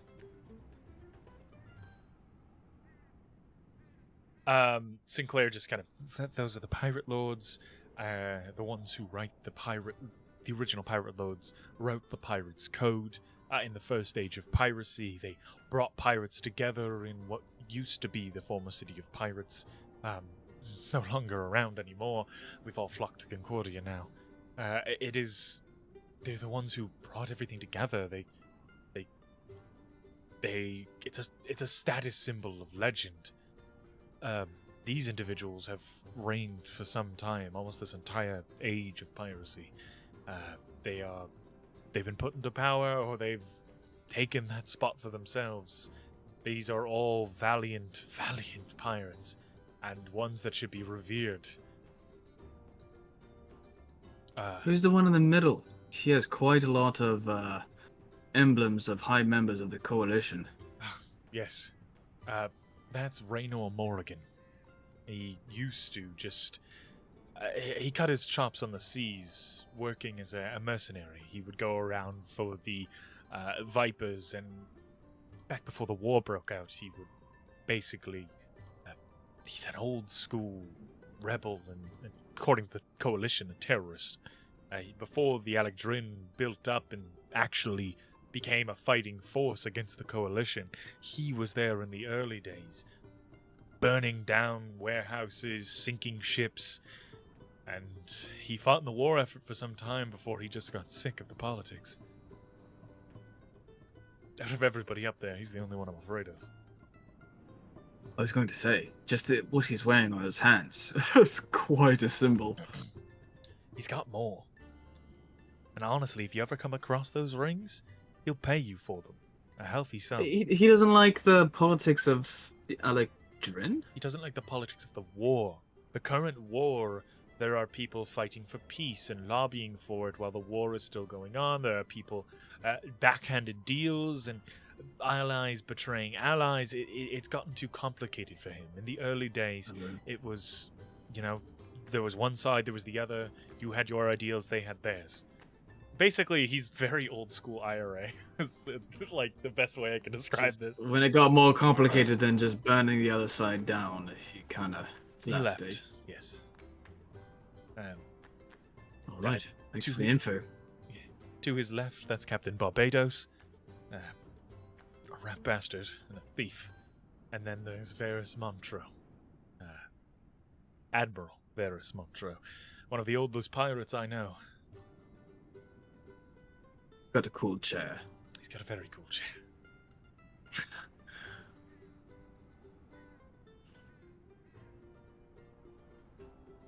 Uno kind of moves off to the side, and she's sort of observing people dancing because she's never seen it before. Yeah, some people are dancing, some people are just kind of standing on the dance floor drinking and talking.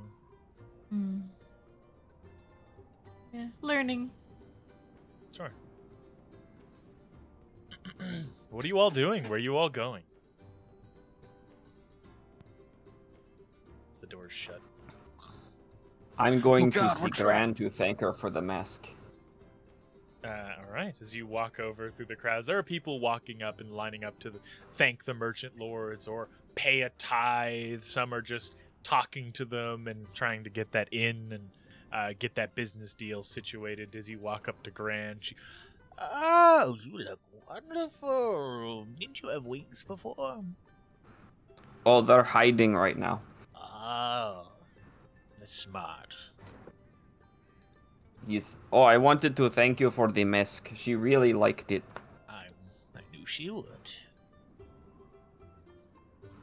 I did not think you would come here. I thought you would be busy out on your big boat. I always come to this. It's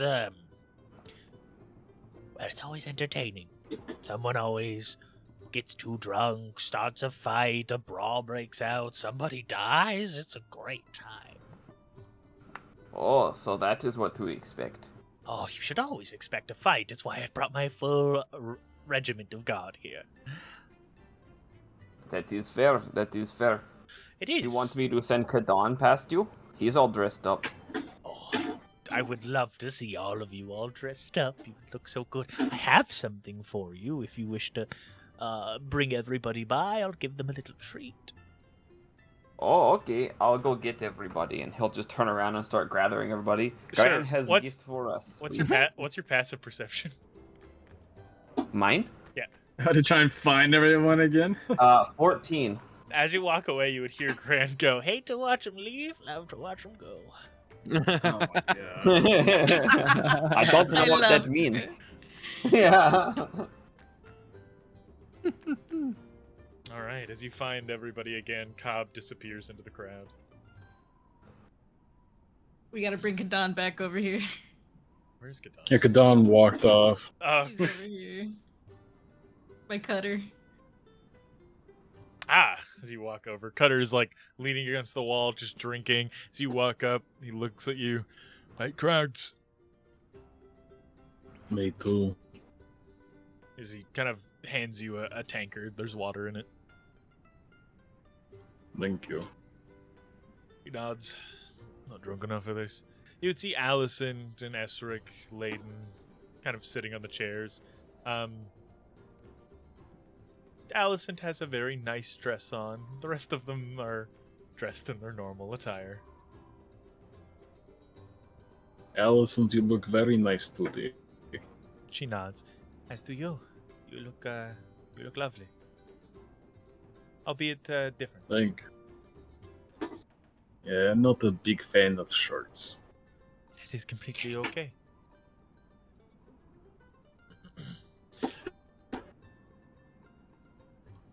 I think you look good with or without a shirt. Thank you. Malachi. Go ahead. Oh, never mind. Okay. Malachi, you feel a grip on your shoulders. Oh, What? Who is that? how hard? Like just hard because they have strong hands, not because it's like a dominance or a rude thing. Okay. You see this large individual turn around that you immediately recognize as the individual you woke up with this morning. Oh. No! I didn't think I'd see you here. As you see this large individual, hair pushed back, a bit of a like he's got that strongman build. He is a large and burly individual. A fur coat, kind of think of like Bane's coat, but with more poofy fur. Leather, white, kind of dusted and like aged fur, soft grayish skin, and covered in hair. As he's a very hairy individual. I couldn't portray it on the mini, but he's a very hairy individual. Beard growing in, a bit kind of like longer in some areas and thinner in others. One eye is clouded gray, and he's got heavy scarring on one side of his face. As he looks to you, I wasn't expecting you to look so ravishing. Oh, thanks, love. Can I expect you to come back tonight? He grins a lopsided grin as the scarring on his face is heavy. It hasn't obscured his facial hair, but it definitely like it's he can't smile wide with both sides of his face. Like he it's a heavy scarring. Oof. You can Maybe. make an Arcana check actually. Hell, I want to know what caused that. 21. It is from some type of electricity magic. Oh. That Lightning. took a lightning bolt to the face. Ugh. May you introduce me to these beautiful lot here? Well, these are my crew. And they are a beautiful crew that is. Sinclair, pleasure to see you. As he gives like a wink to Sinclair. Sinclair just shakes his hand very, very like disgustedly.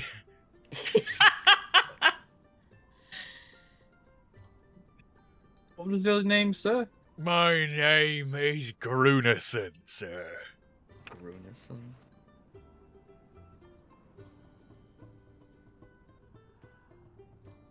Pleasure to meet you. Runeson. Grunerson. Oh, hi, I'm Asta, and I'll shake his hand. Pleasure to meet you. You're a big fucker, ain't you? Oh, yes, I get that a lot. You got a problem with my name, mate? No, I didn't quite catch. Like it was Gruniscent or Yeah, Grood. Like there's a D after It's the like U? it's like Gunnarsson, but it's Grunerson. Okay. Okay. It makes Like, sense. behind is you see Malachi just like try to remember like Didn't remember his name. I didn't know what the fuck his name was. I am the His captain. name. I'm the captain of the King's Embrace, one of the biggest fighting vessels that you'll see in this port. Oh, I saw that this morning actually. Wait. Yeah, it's a ship of Looks over to might. Malcolm. Doing the math. It's a ship of might and valor. Only someone of my namesake needs to have a ship of glorious warring prowess. Well, why is that? I'm the son of the great giant king, Groon Archman.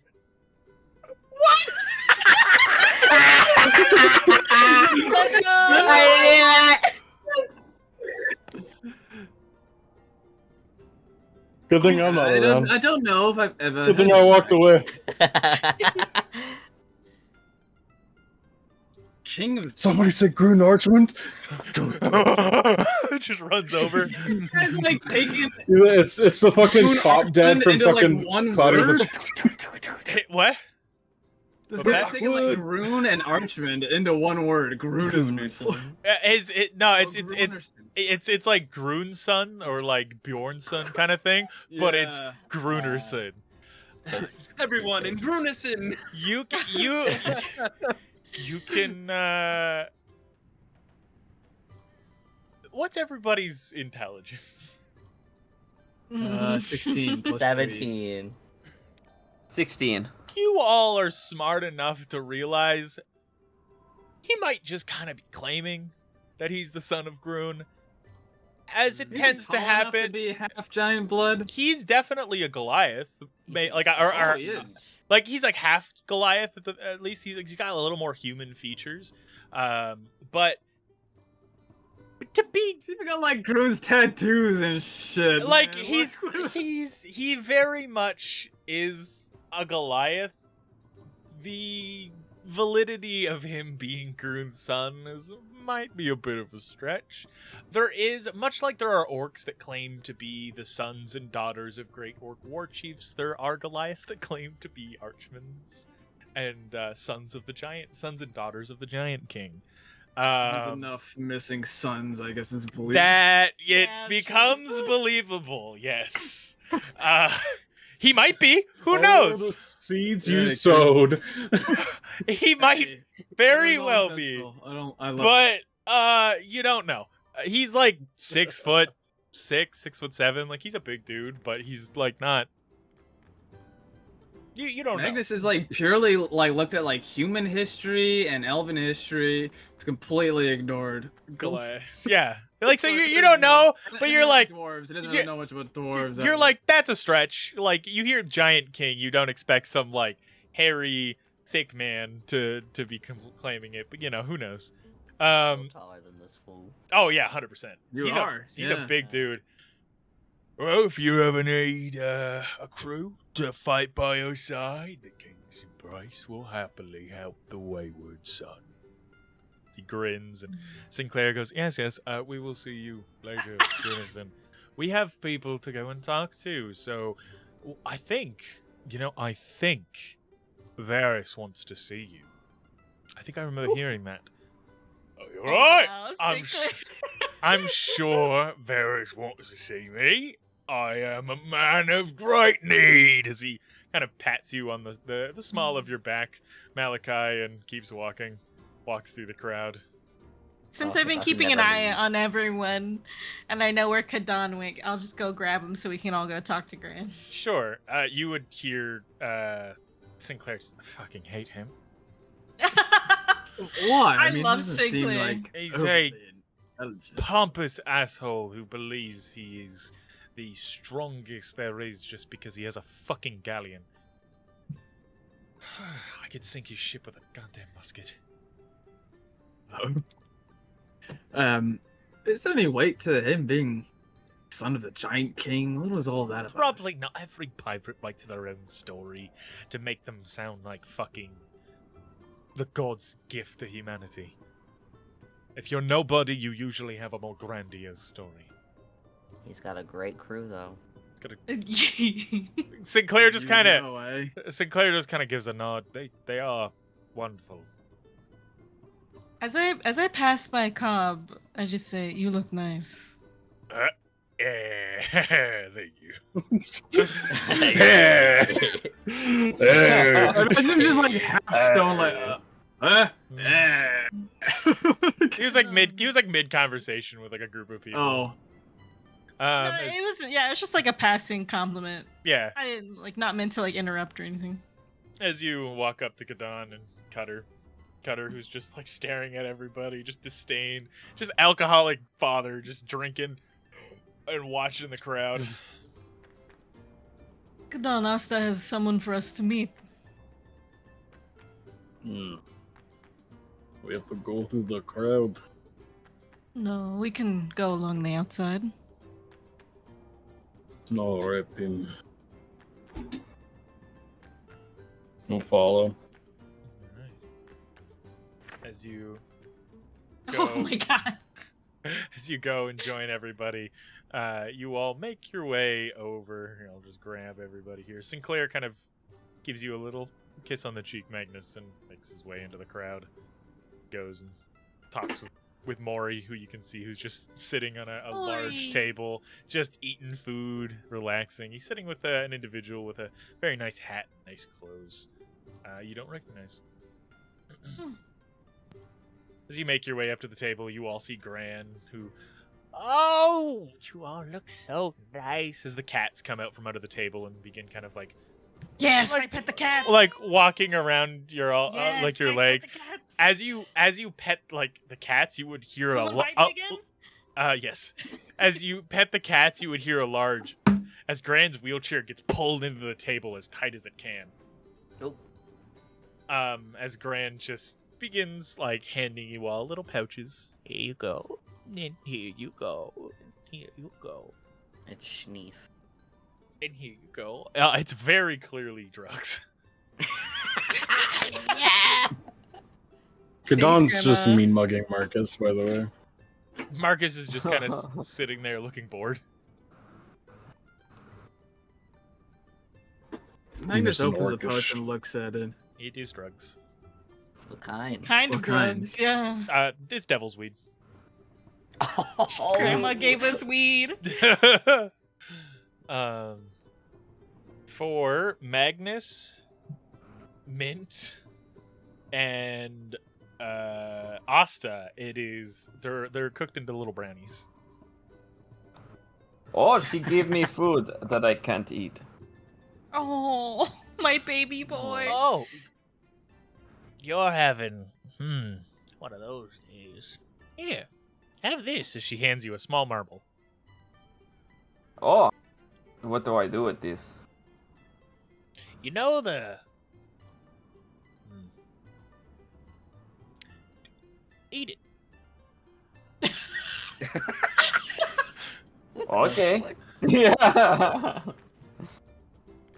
As you He's getting ready to go. Like, hold the puke in and be like, it's very good. as you pop it into your mouth, you taste blood. Dragon's blood. Similar to the dragon meat, the dragon steaks you've been eating. Oh, They're small little dragon pellets. Oh, it's not Some- the dragon flavored gobstopper. Kind of. So if you want to try What a one, weird I Willy can- Wonka invention. some people, specifically people in places like Dresden, make condensed rations. So if it'll be like little pellets of food, that if you eat enough pellets, it's the equivalent of a meal, and it's just easier and lighter to carry on like long expeditions into like extreme climates like deserts and things like that. So yeah, they're little pellets of like dragon steak. Yeah. As I'm holding both cats, I'm holding both of them. Let's be real. Yeah. One is just biting your hand violently. I love them. Gran, the tea you gave me, that's supposed to help me with my memory. It just seems to be making me have strange dreams. Your memories will come back after. It takes time. You have to, like, break up the trauma, so to speak. If trauma was like a sheet of ice, you need to chisel it away. In your case, you need to hit it with a fucking hammer. The tea is the hammer. As I put down the cats, I just go, "Oh, you think I have trauma?" Honey, you're more broken than some of the men's here's egos. I was joking. Oh, I didn't know you could do that. As the Thank you cats for pull the tea, back. by the way, Graham. Yeah, I put the cats in. Yeah. She nods. Thank you for the tea, by the way, Graham. It has been helpful. She nods. I'm glad. And your little chest touch you did to put the bear to sleep. That was appreciated as well. Gran has her ways.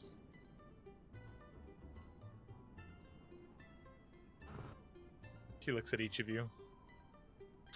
Go away now. She gave me drugs. Yeah, she gave all of you drugs. It's just Asta, Mint, and Flint. They got brownies. Why did Now they get a question. brownie?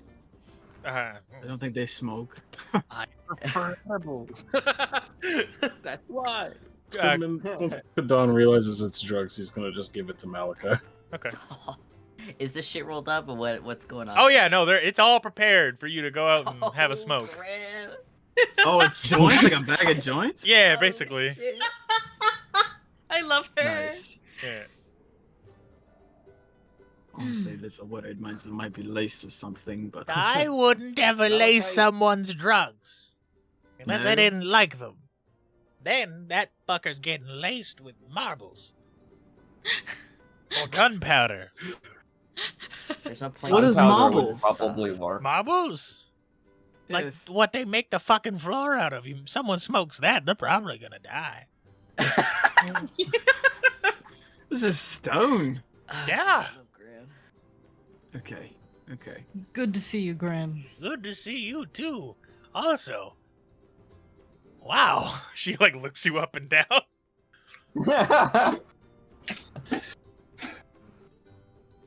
Yeah, I'm just gonna leave. Bahamut double stacked that one herself. Oh my god. As what are you all doing? Are you going out into the crowd? Are you gonna go mingle? Are you gonna go talk with people? What Oh, are I you talked gonna I to walk Mr. up to Martin Marcus. here. I'm As- looking into the crowd, kind of. Sure. Yeah. You see Warforged, you see Sons of Argos, you see a number of individuals. Make a investigation check. I'll say perception check. Investigation doesn't really work here. As you're looking at Marcus, he just kind of looks down at you. Goes back to looking out in the crowd. Perception. 15? I'm going to break your arena one of these days. He ignores you. Wow. I'm going to tear it down to the foundations. He ignores you. And then I will kill you. Keeps ignoring you. I'm What- going to kill what's your your pa- little bird. What's your passive perception? What's your passive perception? 11. Okay, he's just ignoring you. Anybody else I watching say- this conversation? Yeah, I'm standing said- right. As soon as he starts Marcus saying is- that, Uno turns. Marcus's around. eyes are like dinner plates. This man he's is high as fuck. so stoned that he doesn't know what plane he's on.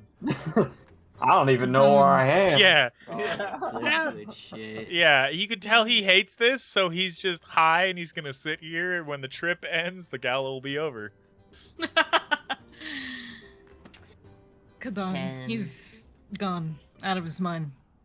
He's right here. What are you talking about? Look at his eyes. He has big eyes, yes. That means he's high. He took drugs, Kadan. Oh, He probably doesn't even know where he's at. you think I could like break one of his fingers and he won't know? No, don't do that. He kind of deserves it though. We'll kill him later. The Baron like looks at you and then looks back.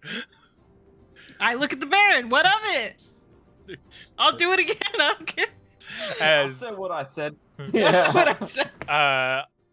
uh, Perception was 15. I'm Okay. gonna go back to looking in the crowd. okay, I'm Malachi, just- I'm trying to catch everyone's face, basically.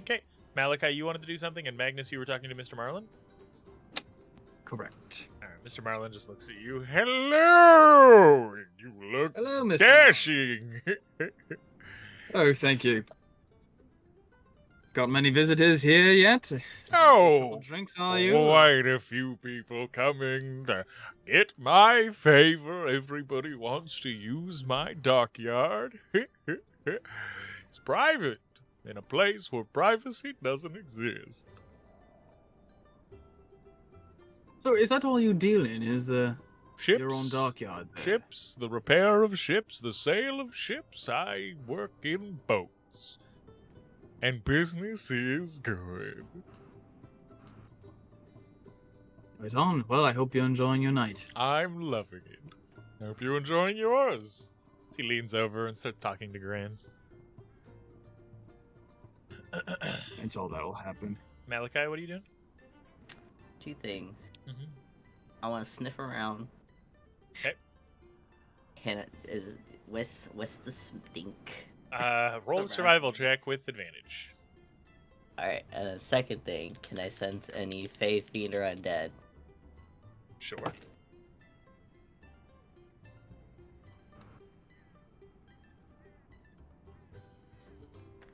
It was, what did you say? Survival. Yeah. 30-20. You smell a heavy sense of perfumes and colognes. You smell oil, mainly from the Warforged. You smell a couple of were creatures, but you assume that's the Kraken, Cobb, maybe some others. Who knows? And as for Fae, Fiend, and Undead, you detect a few undead presences in the crowd. One is very close to you. I scan. As you're scanning, they are to your right, holding an umbrella. Shit. And with that, we're gonna go on break real quick. I know who the fuck that is. I pointed that guy We out will- at the beginning. I'm like, We Yeah. will be right. Teenage Mutant Ninja Turtles, Teenage Mutant Ninja Turtles. There's lots of people here. Hell yeah. Yeah. So when you were going, Pat, are you here? Yeah. When you were going Grunerson, and you were trying to figure out the name, I'm like, yeah, like, do you get it? Do you get what I did here? Because like I thought you were like cluing in like Grun, huh? I didn't know. You I didn't. motherfucker! And then your reaction. Also, when watching the cameras, when Flint was singing and seeing like Pat's little smirk at over Soren. Oh, Oh yeah. Great. So I was watching the video that you had there, and it's Yeah. like Jordan when he said Soren. I'm like, oh. Yeah, working in the world. Snatch cash. Is everybody back? Yeah. All right. As you are scanning, you see this individual giving off the presence of the undead, talking with another person, kind of obscuring them. This individual from the back, you see they have a like blue vest, white kind of tunic with the sleeves rolled up, heavily tattooed, an umbrella just kind of slung under their arm as they're talking, drinking wine. Do I spot anyone? No. I go nudge Magnus as he's eating. Oh yeah. Yes. You see that guy over there? With the ruby shades and the umbrella. Yeah, What about him? he's undead. Really? Yeah. Doesn't look undead. It's familiar though. How so? Can't place it exactly.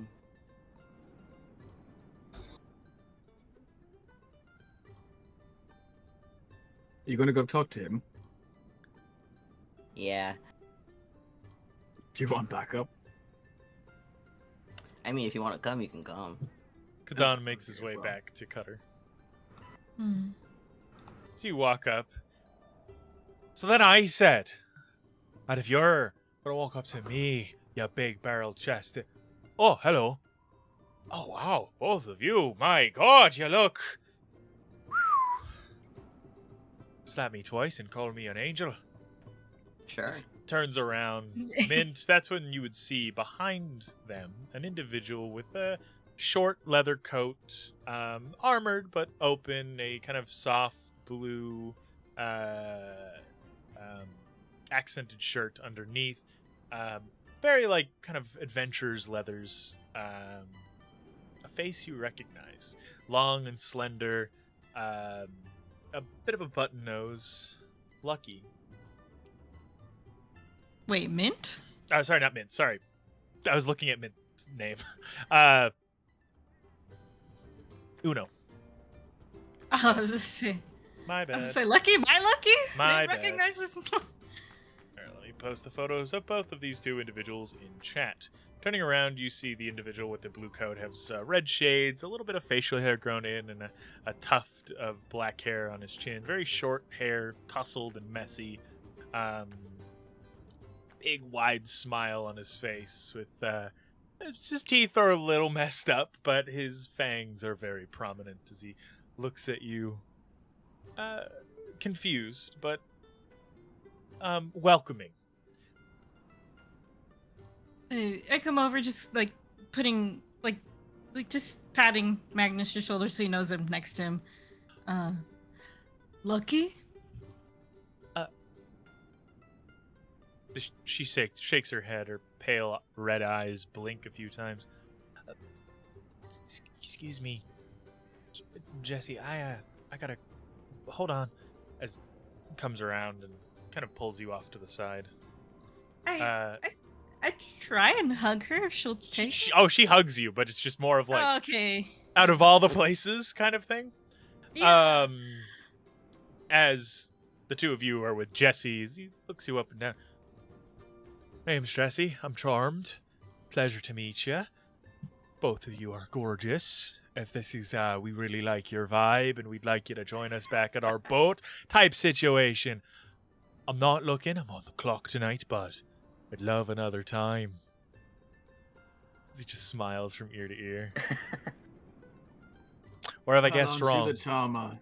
I usually people don't recognize that. I get a lot of flack for being annoying and a cunt and a piece of shit and a thief. Oh, well. Well, are you? Oh, absolutely. But a charmer is in that list. I like mean, you. It all sometimes goes hand in hand. Exactly. Sometimes. You are much kinder than the monkey I live with. Oh, you live with a monkey? I do. His name's Winston. Obsessed with peanut butter. I'm gonna shoot myself. What the fuck are you talking about? You don't remember the monkey you guys got from hell? Chef, we Oh, saved yeah, you're from right, hell? you're right! Yeah. Yeah. I was thinking fucking Overwatch. I'm like, I fucking hate that. What are you doing? Yeah, y'all got a monkey from hell that only makes peanut butter No, and you're right, you're banana-based dishes. Yeah. I forgot his name was Winston. Yeah. Because I named him that, and then you guys are like, Overwatch. I'm like, ah, fuck, yeah, you're right. Shit. Winton. Peanut butter, you saying? I mean, it is quite good. Well, can I help you with anything? I was a mid-conversation with, well, they're gone now, so... Oh, sorry. You're here to party? You're here to just meet friends? Why not both? I like your vibe. Even though you smell like wet dog. Yeah. It's alright. What? What? I don't think he smells like that. Not what I meant there, Mr. Oh, you can sense that. Gives a wink. Bares his teeth Well- again, and you see the very, like, accented fangs. I mean, he sensed something about you as well, and judging by your...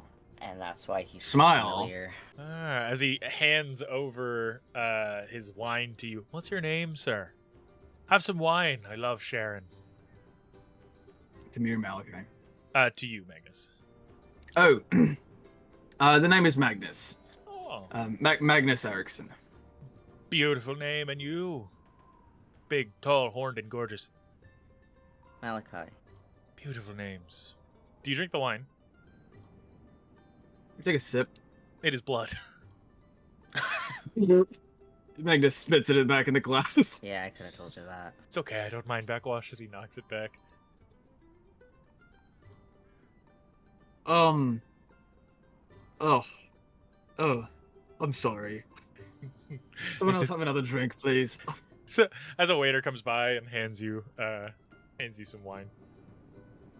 Magnus like swishes it around, swallows. You said you're working tonight. I am. Smuggler's business. Had some things to do. Stopped by. Lucky wanted to see the sights, the sounds. While we dropped off a few things for our boss. Mind if I ask from who? No.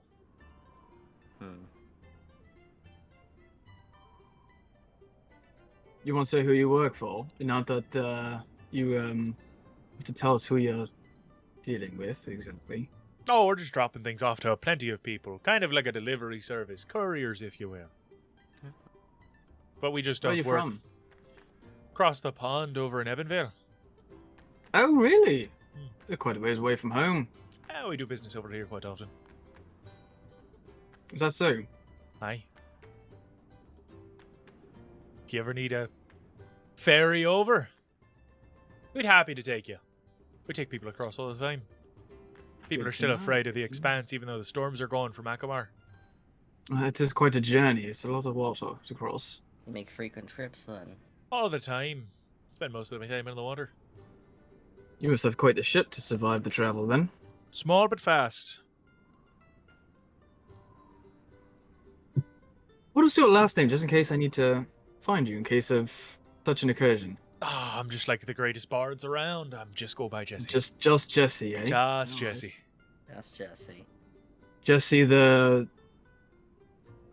If you say Jesse and you describe how I look, most people will know who you're talking about, or hit you for knowing me. Oh. Alright. If you need anything, Alright, well, I gotta get back and, drop some things off. sure, Oh. pleasure to meet you, Jesse. Pleasure to meet you as well, as he shakes your hand and kind of goes back about the crowd. Kind of goes to try to talk to Lucky, but doesn't really get an answer and moves about the crowd. Lucky- Just turns to Malachi immediately. He's like, can't believe I just tasted blood. I'll never forget that. I'm mortified. As Lucky hugs you. Yeah. What are you doing here, little one? I don't really know. It's kind of been a bad time, but it's kind of been a good time. And so we're working a job, and I'm doing stuff. Wow, she points out your dress. We'll get to that in a minute. So we're working a job, and we're doing a thing. We're doing a thing that's not supposed to be done, but we signed a contract to keep an eye on things, and it's a lot, and it's stressing me out. But things back home are really bad, and I don't want to get into that, but it's been a whole ordeal, and yeah. I sort of gently just take her hand and put my other hand over it. Do you need help, Lucky? No, Jesse has most of it. I'm just kind of here to make sure he doesn't get into trouble, because he can get into trouble because a lot of people here don't like him. And like our employer and his employer wants to make sure, because like they're here, but they're here in secret, so they don't want to keep an eye on him because they're here for fun. It's just a lot.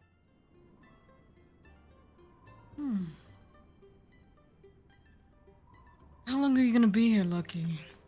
Probably till tomorrow. Well, if you want to see Bertrand, he's at the Oasis, if you know where that is. Yeah. I can go see him later. Be careful around here, alright? I can take care of myself. I've stabbed bigger men. Good. Now let me know if you need anything, alright? Okay.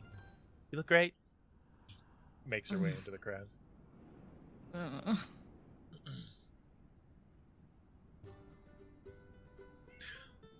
What are the rest of you doing?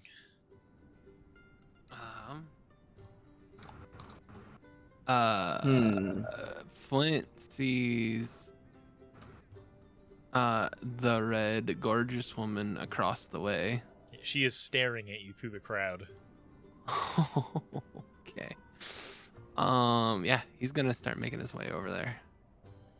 So you make your way around. She's sitting there, legs crossed, looking at you, her tail kind of flayed out on the seat next to her. It moves up and behind the couch as she frees the seat up for you. She looks at you, eyes piercing under the shadow that's strewn across her face from her hat. Finally me? Appears we do. I've seen you around a lot. As have I.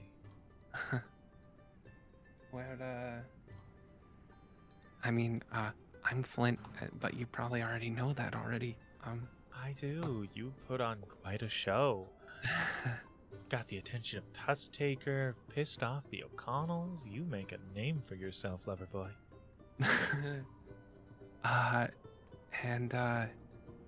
What can I call an angel such as yourself? Call me B. Real names doesn't roll off the tongue very well. I like it a lot. So, what brings you around these parts? Adventure. Adventure? Adultery. Chaos. Mainly the cheap booze. Sounds like a lot of fun. It has been, but I have nowhere to go. Oh? My crew dumped me here. Really? Mutiny. A shame. It was a simple ship, a small crew, but they didn't want me around and didn't like how I ran things, so off I went. They left me here in the middle of the night. Who does that to a girl? No one in their right mind, that's for sure. See, you understand. So, what, can I get you a drink? You could, but I already got you a drink. She hands you a glass of wine. Oh, thank you. I take it and, oh, it smells lovely. What is this? Just a simple wine I found over there. She kind of points in a random direction. Do I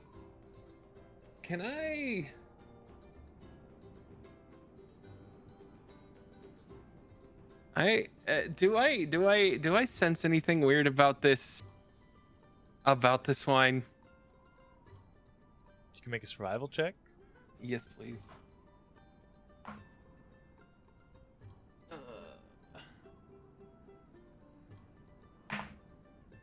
16.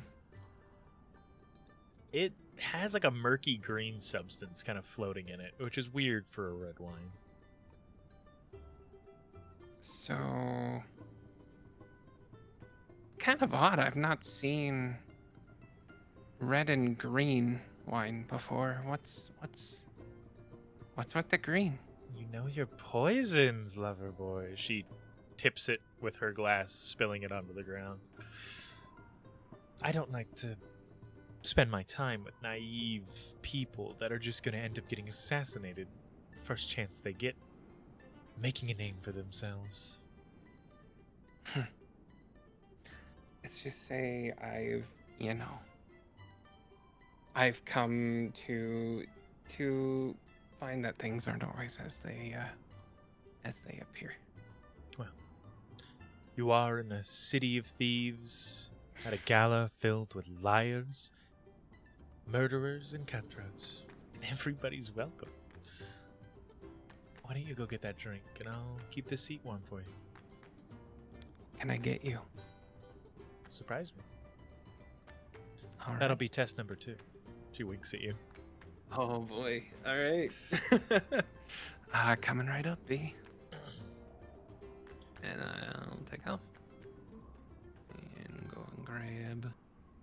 Woo! I'm just gonna go through people. Yeah. Let's see. Drinks are. Drinks are over on the other side. Oh, well then I'll just. All right. What's everybody else doing? Kadan, Malachi, Magnus, Asta, Mint. Kadan just kind of sits on the ground and just kind of looks at the crowd. Every time your like water runs out, Cutter refills it. He's got a pitcher with him. Just sitting with you. Go, Quiet. Cutter, you carry around this much water often? I just keep stealing it from the waitresses that walk by. I tell them I'm sober. They bring me pitchers. You thought about actually, sobering up. What's the point? I sober up, all them thoughts come back. There's no way away from it. Yep. Deal with these crowds. Dry as a bone. Doesn't sound like any way to live. What about places outside of here? Don't got nowhere to go.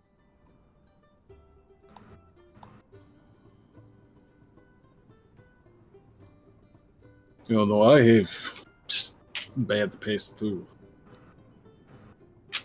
And it is hard to not think about it at times.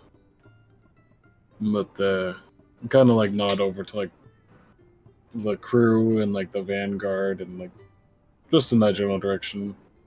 But I have people around me that help. Make it easier. Make a persuasion check. With advantage.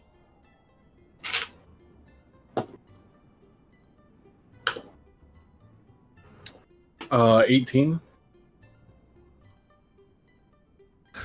Maybe you're right. Maybe. Yeah. It is a big life change, I don't expect you to just stop right now, but I don't know. Keeping my mind clear. Sure, I have my moments where I think of the sadness of the past, but I try not to think of.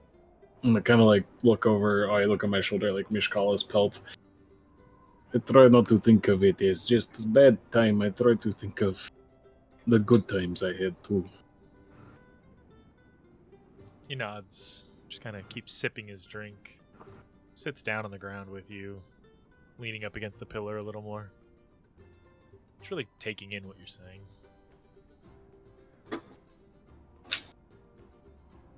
You ever need somebody to talk to, Cutter? I'll always be here. I appreciate that. Yeah. I'm gonna go grab some food. I'll bring you back some. See, Also takes a step, appreciate it. walks away. Starts grabbing food. What's everybody else doing? Well, Mint, what would you like to do?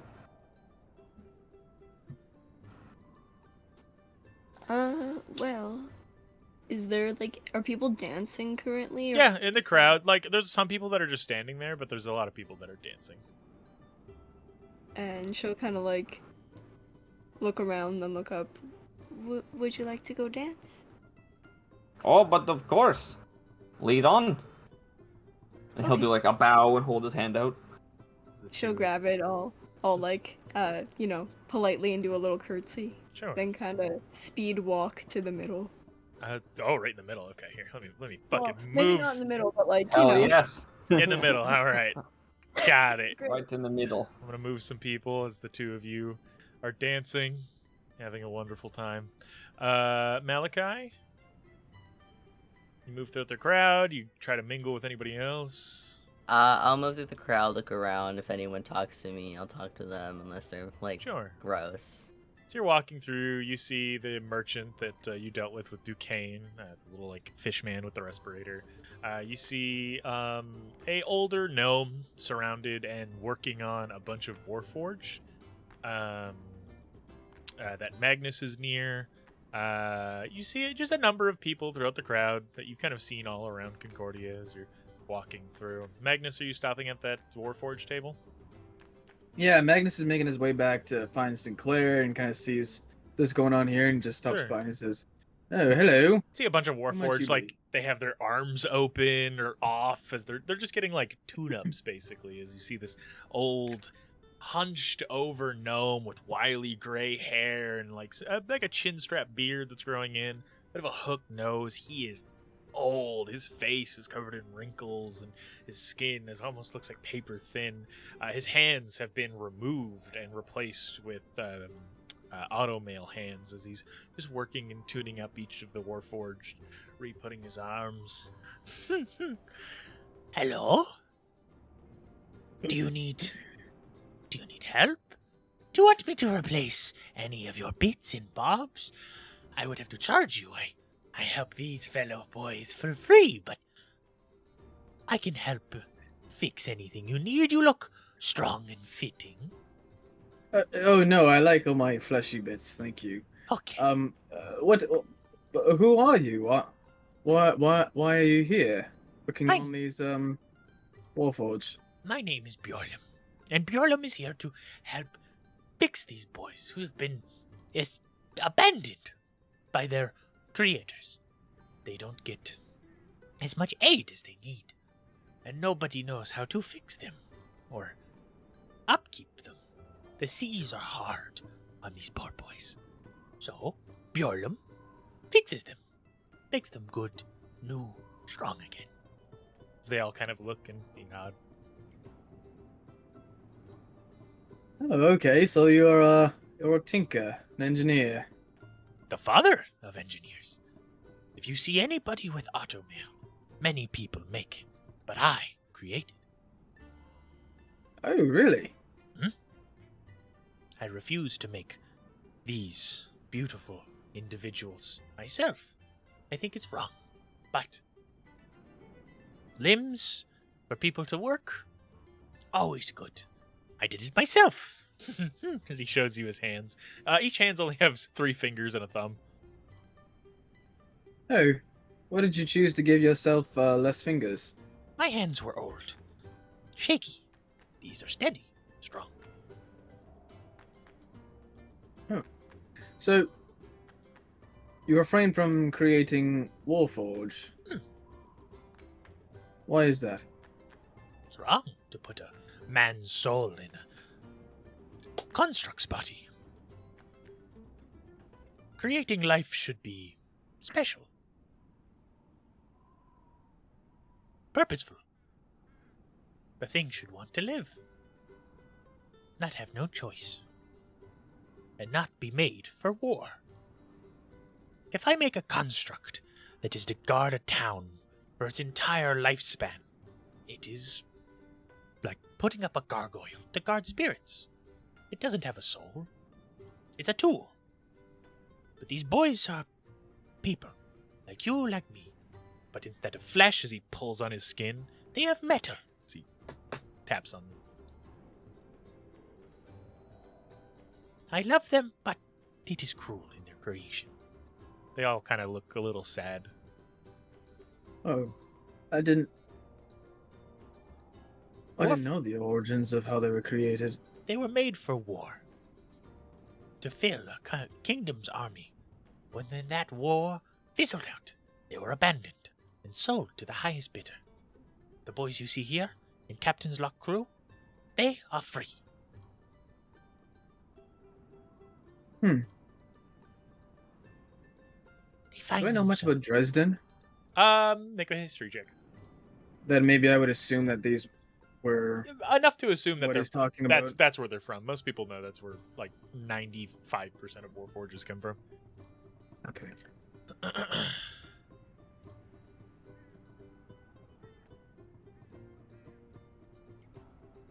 Where do you reside, Bjorlum?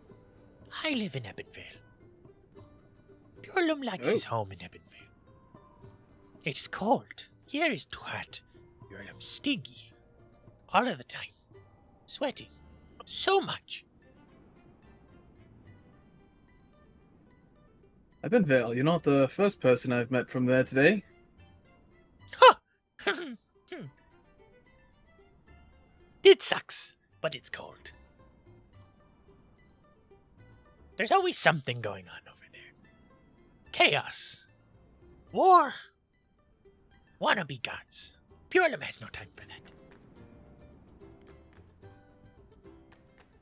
that. Oh, well, it's quite busy over here as well. But simpler.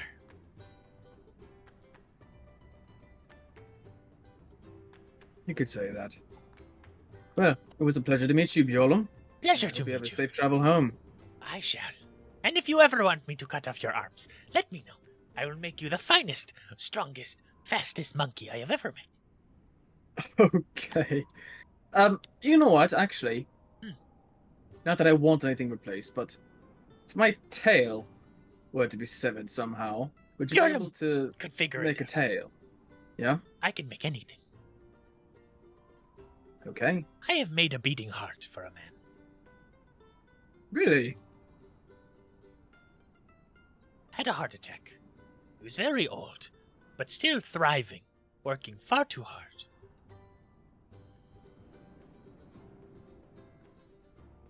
Bjorlum can make anything. Bjorlum is the smartest man around. Never forget that. Okay. See you around, Bjorlum. See you around, Monkey Man. As he goes back to working on the Sorry, arms. the name is Magnus, by the way. I don't know if See you around, Magnus. See, he goes back to working. And then you'll go over to Sinclair and kind of wait for a slow song Sure. to A s- happen. And you'll ask slower him to dance. song would be starting to play as the two of you step away. Maury gives you a wave and kind of like it doesn't try to interrupt, but in monkey gives you like a little like you look nice. I'm perceiving. Does he like over here sign it or what? He like gives says he it? gives the little grunt. He gives a little like kind of thing. Anyone interesting over here? Where the fuck are you? By Kadon. Just once again trying to catch everyone's face on this side. See Sure. who's all here. You see Barnabas, or not Barnabas, Cicero, Aw. Cicero I Barbincelli. wish Barnabas was here. Yeah, I wish Barnabas. Listen, people freak out when they see Barnabas. I was gonna say I looked for him. I didn't find him. Maybe he doesn't have a flesh suit. No, he does No, not. I guess not. doesn't have a He giga. didn't to advance jump into. that spell A yet. giga. He has a like a skin like a body he possesses. Oh, he does have a giga. But it's not yeah, he doesn't like it and he can only wear it for a certain amount of time and then it rots. So Oh. You. yeah. You see Cicero dancing with a very tall dark-skinned courtesan he's just having the time of his life. You look at him and he like squints at you. Keep dancing. I scoop by that. You would see an individual that is staring at you through the crowd, Malachi.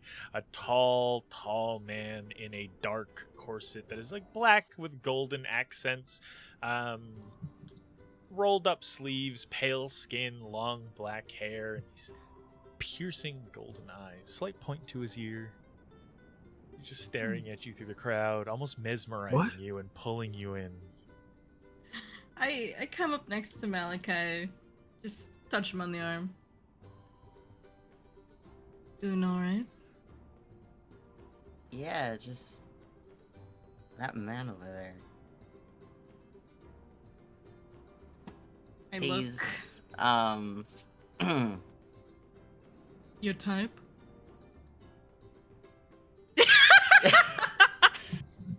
Do I have a type? You watch the man wave his hands as the people just start walking away from him, clearing the path for you. Oh. And then he just gestures for you to come forward. Make a wisdom Udo- save. Oh. Oh shit. I'm gonna use my big dice. While you're rolling that, what's everyone else doing? Flint, what do you get for booze? So for myself, Flint gets would get like essentially an old fashioned. Okay. And for B, vodka cranberry. Sure. All right.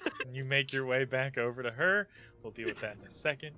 All right. Any conversation with the dancing couples, both of them? Aw. Sorry, had to let Tiny Beast out. It was yelling at me.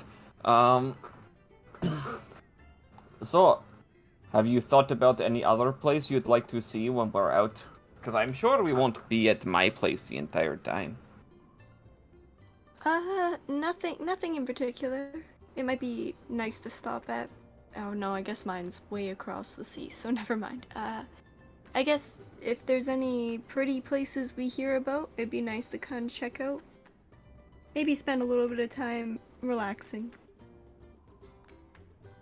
I have a feeling there'll be lots of relaxing for you, little for me. I have a feeling there's going to be lots of trials for me to have to go through. Well, after, as a reward, we'll make sure you relax quite a lot. True. Maybe we'll be able to find the rest of them and we all go and have a nice vacation. Ah, that'd be... Should we go someplace warm? Should we go someplace cold? Or like in the middle? Maybe in the middle. I guess depends on the weather we are in for a long period of time, I suppose. True, I don't really know. Lythandriel's like predominantly like tropical or just fucking hot. Like they don't really get like winter is still hot. Yeah. Okay. How does, like, God's Bridge get, like, just It kinda, gets like, chilly in like the spring kind of winter months, but that's just because it's on a bridge right by the coast, so you get that coastal wind. Gotcha. So it gets real chilly around then, but a lot of the people are used to it. Alright. Yeah. I suppose we'll go where the sails take us. That is true. And I mean, I guess we'll eventually have to go back to Flint in one piece. Otherwise, he'll cry. True. We don't want any more of that. True, true. He could always Magnus- come with us, but he's busy. Yeah, unfortunate. Magnus, any conversation with Sinclair? Oh, I didn't anticipate. You don't have to if you guys are just dancing. Does he say anything? No, he's just dancing, enjoying this. Oh, you know kind of, what? I like, do have- piece. I do have something to say. Sure. Is he dancing well? Oh, very well. Like Oh, he is. he has nobles training. Like he's dancing very, very well. I don't know why, but I have expected you to not know how to dance. I wasn't always a pirate, Magnus. What did you do before you were a pirate? I was a noble's child. Really? That was my life. I was forced into their ideals, into their ways, into the way they wanted me to live. And I couldn't stand it. And my outcry of it landed me in jail. Wow, we had a complete opposite upbringings. I had parents who were the most supportive at all, but I was frustrated that they had no plans for me. So I joined the church, essentially the army that existed there, and off I went to go serve the holy cause. My parents wanted me to become the next in line. Carry on the family name, the family business. What is your last name? It's a name I don't associate with anymore. I understand, but you can tell me. I'd rather not. Magnus, please. No. Okay. It's a dead life. They're bad people. Leave it at that.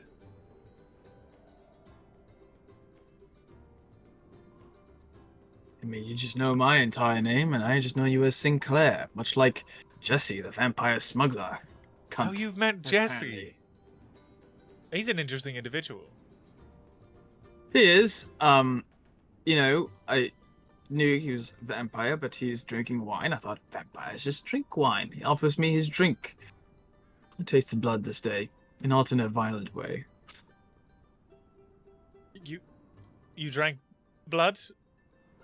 Yes. Why? I spit it out. Because I thought it was wine. It looked the same color.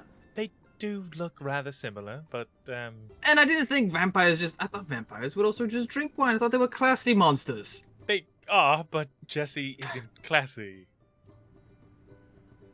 Well, I found that out. I didn't drink it. I spit it out. Listen, I'm not I was judging. horrified, disgusted. I'm not Sounded judging. like you were. I'm just surprised. You have a nose for suspicion.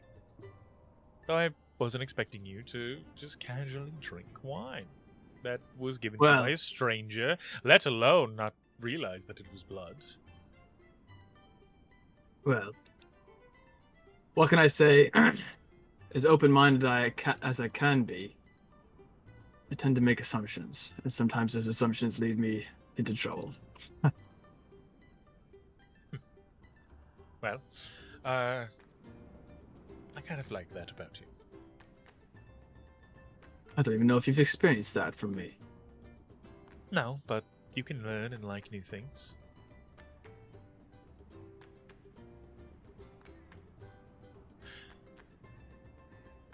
But why do you want to visit my hometown? Well, all I have is the crew. All I have is the life you see in front of you. I wish to experience what you have because you have other things. I don't have siblings back home. I don't have friends to go visit. Most of them I can go see in Concordia. So, I would like to see the rest of your life. Left it behind a long time ago. But you didn't abandon it. No. I don't want to go back to where your parents are from. I just want to see your hometown. Help you Please. finish your job. It's not a large town. That's fine. It would be where my parents are. But hey, no, that's also totally fine. Sinclair, I'm enamored by you. You are wickedly intelligent and dashingly handsome. And I've never really... I've had crushes and such, but never anything serious. But with you, I think all sorts of things that I shouldn't be, I feel like.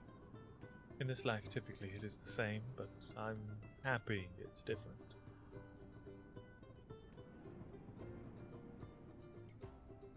And I hope it stays different. He smiles, he kisses you. What do you... As the two of you continue to dance. Okay. What did you roll, Malachi?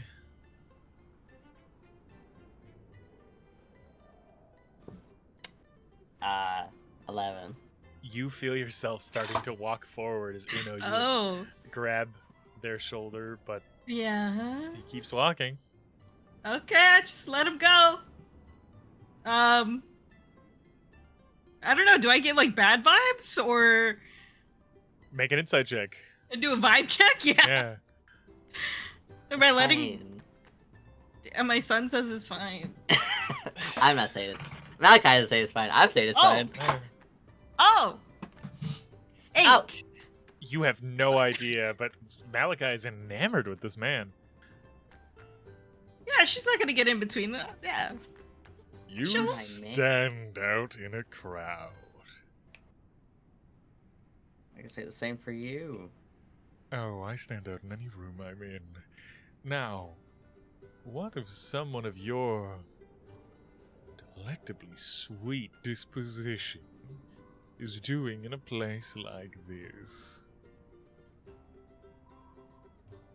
I guess finding my way around. You could say that.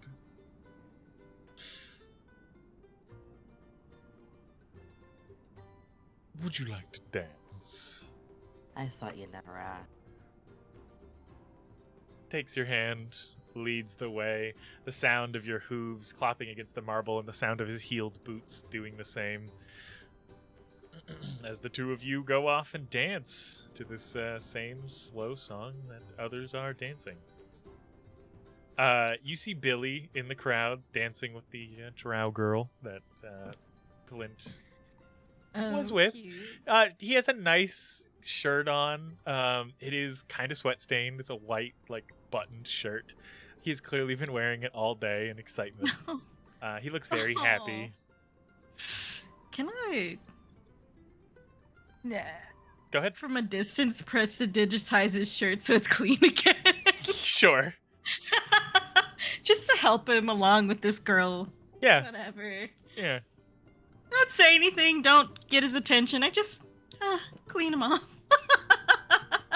See Cutter walking by you with a big old bucket of food. One of the waitresses is trying to stop him, and he just gives it like a glance with his bad eye. She ignores and lets him go as he walks over with Kadan, and he brings you pig.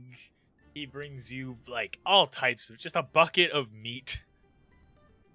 There's like a grease trail that leads from where he took it from along the floor. Oh god.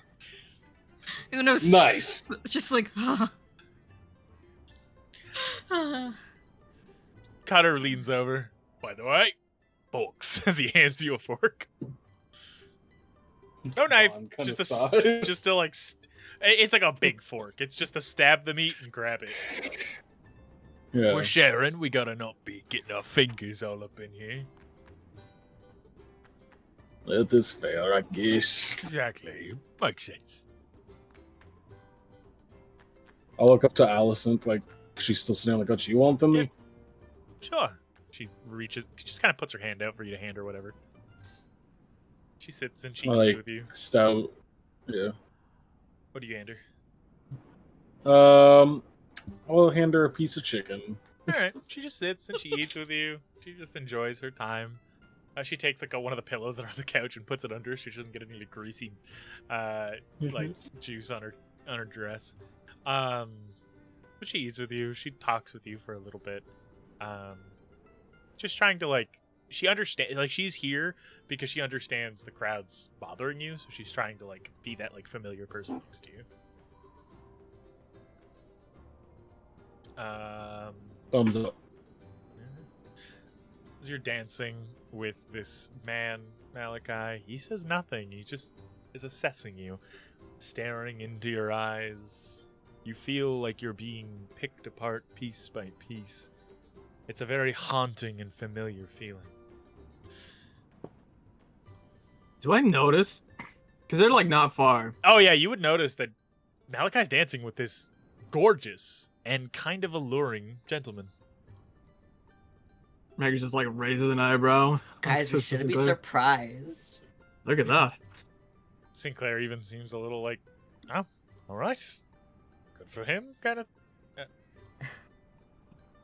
So, you find yourself partying with pirates a long way from where you're meant to be.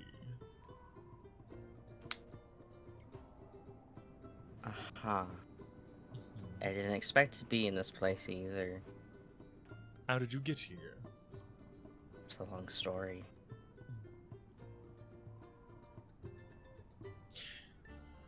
Well,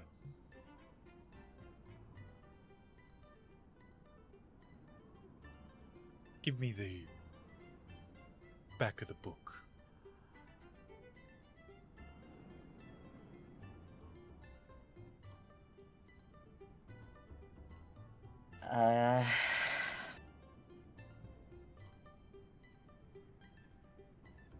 A prince fucks up, ruins a wedding, gets banned, and goes away.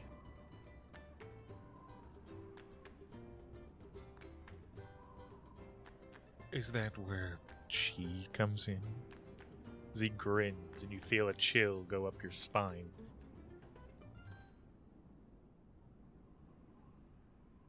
You almost hear the music go silent as he pulls you in closer. Is he leading? He's leaning in, yeah. Is he leading the dance though? Yes. Unless you like start leading first, then he'll let you lead. With my hand, I guess, is on his shoulder. Malachi grips it. It's been a while, but her stench is still lingering to that fur of yours. Others can't smell it, but I have a nose for smelling my little bastard spawn.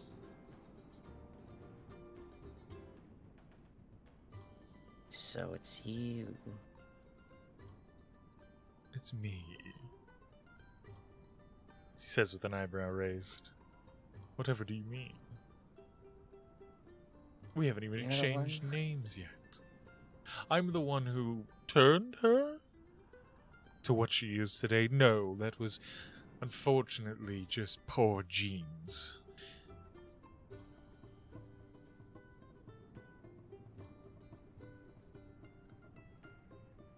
But all of them are my children.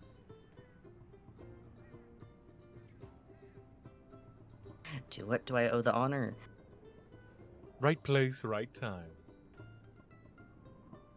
I saw you walking around with this little group of merry friends. I was here anyway. You were scanning the room for somebody appropriate to dance with, and well, you walked into my gaze.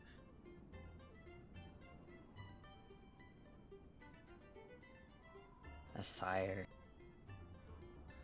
How honored am I? You don't need to keep up the pleasantries. I hate my spawn. Every last one of them. Call me the distant father that never came back from the store.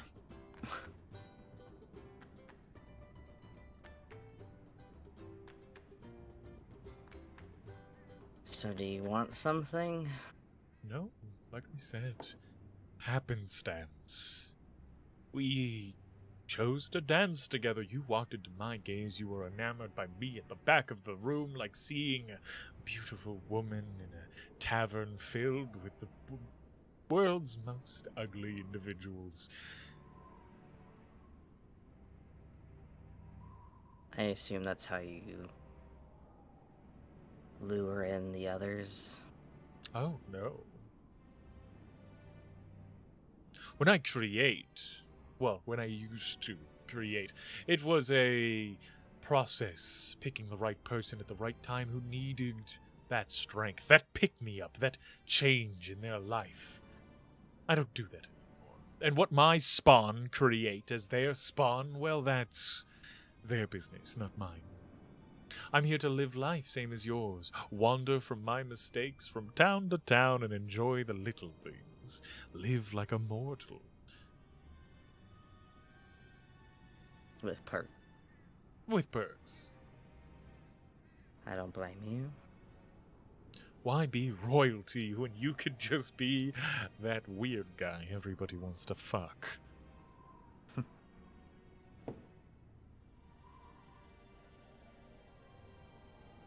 Well, that I can cheer to.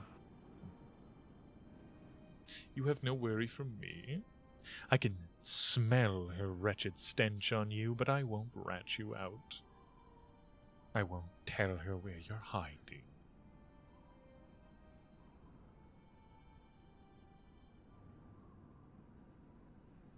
Just don't get caught. Don't plan on it. Good. I hope it all works out for you. She's how you say, Obsessive. and in need of dying.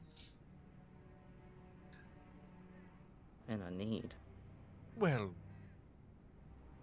I don't like her, and I don't like who turned her, and I don't like who turned him. It's a long line of wasted bites.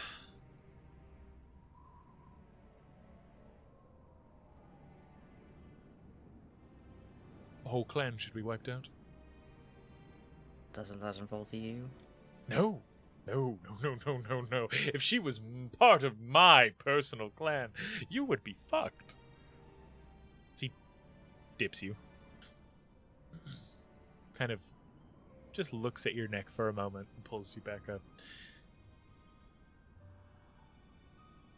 No, my clan is very small. We created the elders, my brother and I. And we spread from there. The elders then created their own spawn, which created clans, and so on and so forth. We're like the base of the tree. They're all our children, so to speak, but we didn't create every single one, just a handful. And even those handful of elders that make up the other clans aren't our clan. Makes sense? I see. If you want to learn more, I would definitely say look up a vampire hunter. They're far more knowledgeable about how all of this bullshit works. It's a little muddied for me. Too many clans, too many faces, too many rules.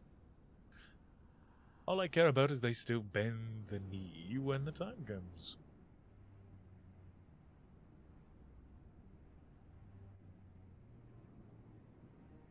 What do you know about knee bending? Well, some people look good on their knees, some people don't. And you? Oh, I look good everywhere.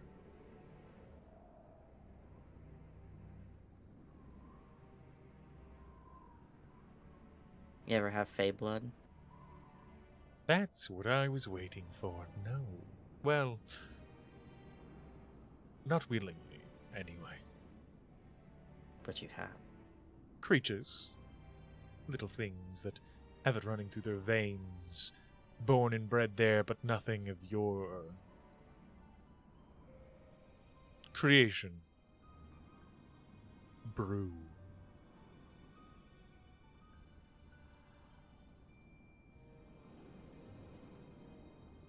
Would you be willing to give me some?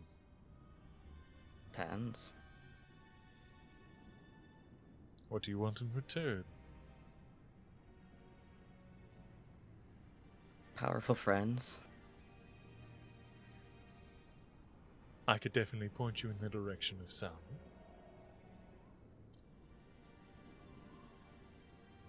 What's your name? Vladimir von Helmuth. Pleasure.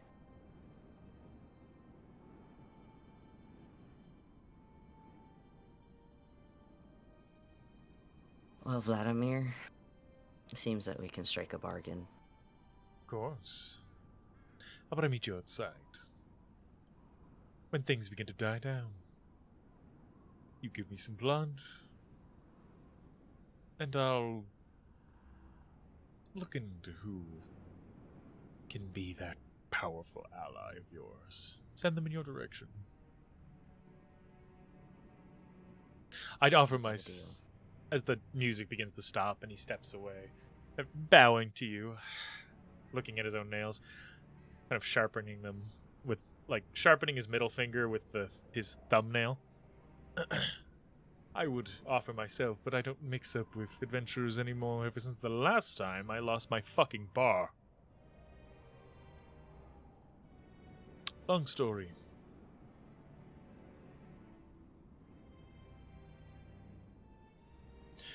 But I will find you some allies, and they will find you. I'll even task them with maybe locating a certain obsessive woman. He raises an eyebrow. I give a little bow. Alright, now we're talking. He I guess I'll see you grins. outside. He nods and he steps away. And as you kind of like look around the crowd to look for Uno and others, and you look back, he is gone.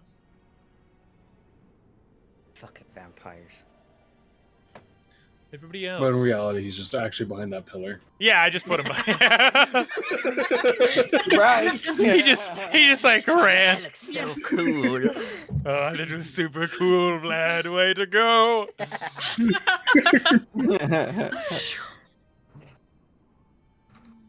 I'll start looking for the others. All right. Was it Beppis? Is that Beppis? That's Beppis, yes. Beppis? He's just playing some music. Breakfast. Like Uno almost seems surprised to see Malachi. Oh, I thought you'd be preoccupied longer. Is that As I tap innuendo? him on the. I don't know. Is it? As I just kind of tap him on the arm.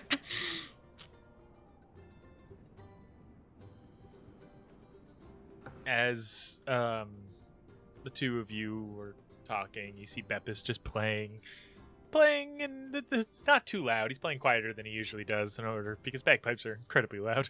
Having everyone enjoy the tunes. You see Uno, an individual wearing wrapped rags that has a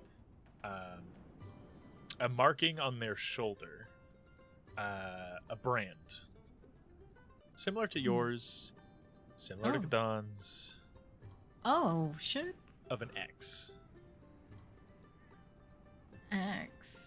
Oh, like Roman numeral X or just Yes. an X? And Roman numeral X. Help me out here. 10. You Okay. assume. 10. Okay. Oh. I just sort of gesture Malachi, like turn away from this guy for a second and gesture Malachi to come down near me. Yeah, just like I crouched it down, huh? I'm not really a person. Last time I brought the whole brand thing up with Kadan, it really upset him, and I just kind of point like at my chest to like gesture to the guy behind me. I don't know if I should be going around asking people. I mean, it doesn't bother me, but I understand people have more emotion than I do. That's fair. Do you want me to ask? The point I'm saying is I don't know if I should ask because it might be upsetting. Okay. How, As he leaves. with how Kadan acted, it wasn't the greatest, right? And it's Mm. a very traumatic experience for the both of you to be in that pit. Let's say you bring this up to someone, to some stranger. Would the reaction typically, would that be, come with violence? Or like hey, you've also experienced this fucked up thing too. I would assume it would Bond. make them sad. Mm. We can deal with sad. As I look and he's gone. Oh. Back into the crowd. Well, I was going to ask anyway, Malachi. Could you show me how to dance? I love to. Not as slow of a song, but the two of you go out into the crowd a little bit and begin to dance as this individual catches your attention, Kadan, as they are staring at you through the crowd. Everyone's shit. dancing and moving, and they're just in the crowd watching you. It's that Always Sunny moment of like Max Yeah. staring at Charlie through the restaurant. Love that. I'm just like chewing and eating my food, and then kind of just lean over to Cutter. I'm like, "Do you see that guy? That's fucking weird. Why is he staring at?" Is he like a little busted in the head, like your friend? Oh no. Well, hey now. don't. Damn. I don't want to know. Do I see the markings on him? You can see he's covered in scarification, but you wouldn't be able to see the X on his shoulder from this distance and all the people around him. I kind of just like look back at him and just slowly raise my hand and just wave. He starts making his way through the crowd. Staring down at you, you see this large individual, fully grown in beard. It's a little patchy in spots, but it's a full beard. Pale, kind of ice blue, almost grayish eyes, a pinkish tone to his skin, covered in ritualistic carvings all along his body. Some of them are fairly fresh, wrapped in red rags and very, very much dressed like a gladiator. A heavy metal pauldron, the one arm fully armored, foot wrappings with armored greaves to cover his shin. And he looks at you. He stares at you. He's got a kind of like a very bent, like repeatedly broken nose, small tusks, heavily orcish features. Do I know you? You are the bear. Yeah. You fought in the pits. Years ago, yes. How is your life now? Now that you are free. It is much better. It is much better. My name is Crom. Would you? So he reaches his hand out. Group 10. I'll stand up. And I'll shake his hand. I have heard many things about you, your freedom. One of the only sponsored fighters to ever do it. To leave. Why?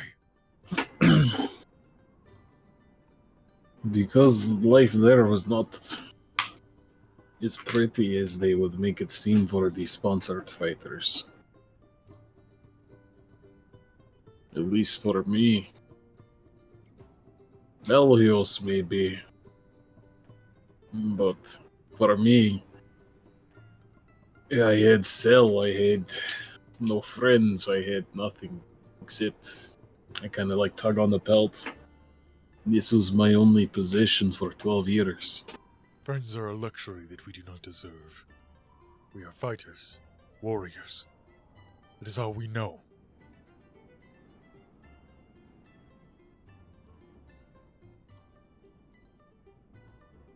Why How yearn did for you something? get out? What do you yearn for? I yearn to see the world that was taken from me. To walk.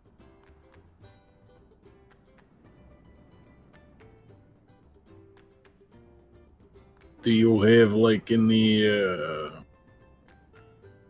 like rules against being pirate? I do not. You could always join my captain's crew. He is one who freed me. In another life, I would very much like that. Unfortunately, I am sworn to another.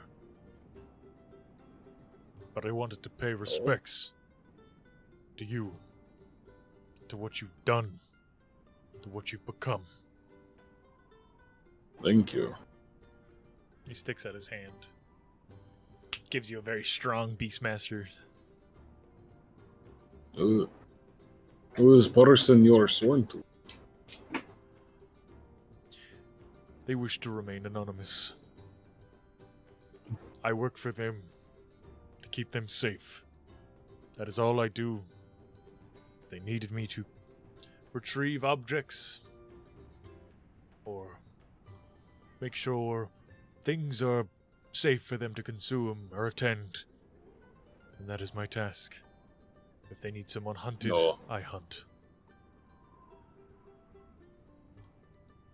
I wish you the best, I think, Gadon. like... Thank you. He pulls his hand away. Maybe we'll meet out another time and, you can go see world. In another life. He smiles, and he nods to you. And he walks out and leaves. Oh.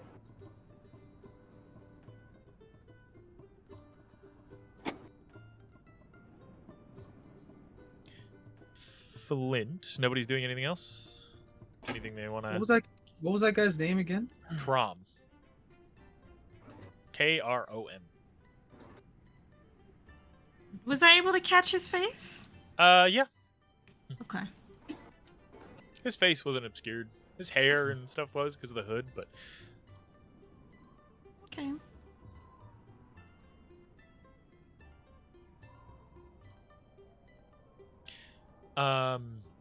Nobody doing anything else? After like a good amount of dancing, I'm gonna go talk to Maury. Okay. You guys were dancing for a little bit still. Sinclair pulls Magnus off of the dance floor just to sit and drink for a moment, pulls you over to the table with Maury and a distinguished individual who reaches over the table. You see this man has a very kind of slender face, high cheekbones, a very long and like pointed triangular nose, a curly mustache that's disconnected from the rest of his beard, black hair, wears a nice blue coat and inner vest with a red, like a kind of like Western style bow tie. He's got a number of holsters on his belt and a hat with a feather tucked in it. He looks over. Well, I do declare, it's a pleasure to meet you. Mr. Maury here has been saying an awful lot about you. You are Mr. Magnus, right? That is correct, Magnus. Yes. Well, it's a And you pleasure to are? meet you. My name is Henry. At least that is what my friends call me. I have expected this guy's name to be like Mr. Beauregard. Mr. Beauregard. No, my name is Henry. You seem like a noble man, a good blood and intention. Henry Grimsby at your service. I heard you're trying to make your way to Carspader. Oh, yes, that's correct. Well, I was talking with Sinclair and Mr. Maury here, and I would be happy to get you there very quickly. Oh. Oh, why, thank you. Of course.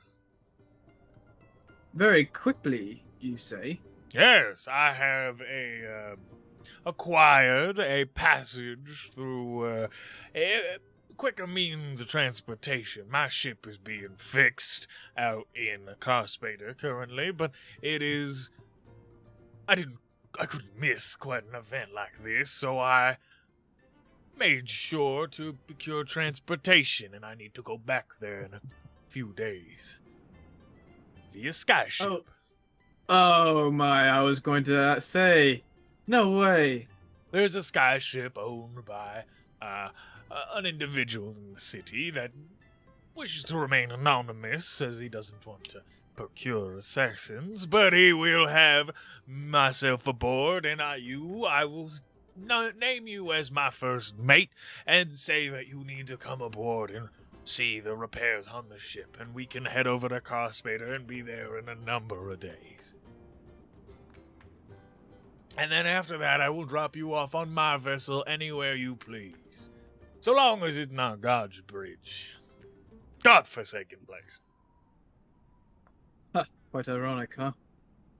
Very. Well, so I can't bring anyone with me either? Sinclair? Well, want to come? Sinclair would be going with you, but I Oh, don't okay. to excuse such a legendary individual such as himself.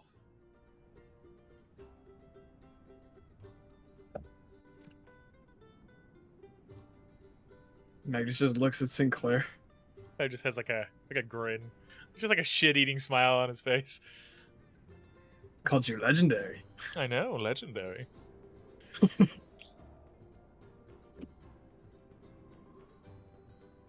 Oh, thank So- you very much, Henry. What was the last name, sir? Grinsbury. Grinsbury.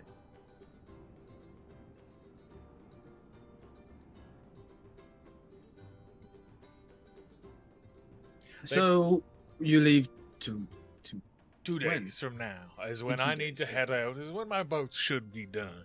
We'll leave around midday because I refuse to get up before 10 a.m. Oh, the morning person, huh? A man of my cloth has no reason to see the sunrise when it is the same as the sunset. All right. You like the finer things, Sinclair was saying. How would you like to have a little bit of whiskey that is only procured in one part of the world and hasn't been made in over 150 years? What? Sure.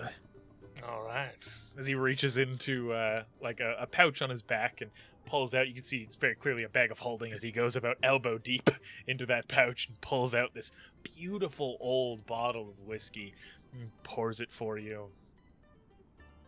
It's written in Dwarvish. Pours it for 150 you. years. It's like not even. It's past Firebrand. Yep. Okay. Pours it for you. Pours it for Sinclair. Pours some for himself. Maury declines. What is it poured in? Is it a Hey, shot little glass or little like whis- a little whiskey scotch glass. Little scotch Okay. glass. Little whiskey glass. It's, there's like a frozen stone in it and everything. As you drink it, it's smooth, strong, but very, very good. Oh my. How do you even come about a bottle such as this? I am a man of great wealth. I own land in Suppose so. many places and rent it out to a number of individuals at a low rate for them to do whatever they please with, and that procures me money to live and do as I please. I wish to be a noble, and the greatest noble of that, and because of this, I need to procure as much income as possible, and my rental of properties was not doing it, so piracy. The most lucrative job there is. Why Interesting. wait for the right things to fall in the right ways and hope the right investment gets you money when I can just draw my pepper box and say, "You there, give it to me." I only steal from the rich, the angry, the spoiled rotten. I don't steal from the nicer or lower common individuals.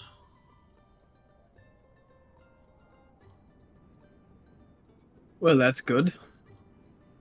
I like to think Um, so myself.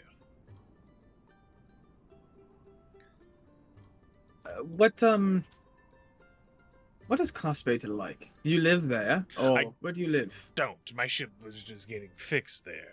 I live on my boat, as of right now. The seas is my home. Okay. Well, thanks so much for the passage. But of course. Sorry. Maury, how have you been? What have you been enjoying your night? I see I've- you're not dressed up at all. But he's got a little bow tie on. That's Does it. he really? Yeah, just a little bow tie. I've been good. Eating, reading, spending my days. Happy, content, and not have to deal with any bullshit. I've heard you all in a proper mess the past few days. Oh. Yes, well, the Sons of Argos are right bastards, I'd say. You hear Henry, puh, as he spits over the side. Megas like looks over his shoulder. Are you not staying at the Oasis, or what? Are you staying on the ship while you're here, or? On the rooftops of one of the taller buildings. Found a nice comfy spot. Nobody bothers me. It's great. Oh, have you been by the not the library? Was it the Griffin's place? Oh, yes, procured some books there, as he gives you a wink. Procured some books. You're aware of Maury sneaks into there because he couldn't figure out a way to contact the Griffin, so he just steals books, even thinking the Griffin is underwear, but the Griffin is completely Right. aware. Right. Yeah, I remember the conversation a bit. I didn't know he was stealing them. I thought he comes in and he hears like the voice and he just takes the books. Nah, he just sneaks in, takes the books, and leaves.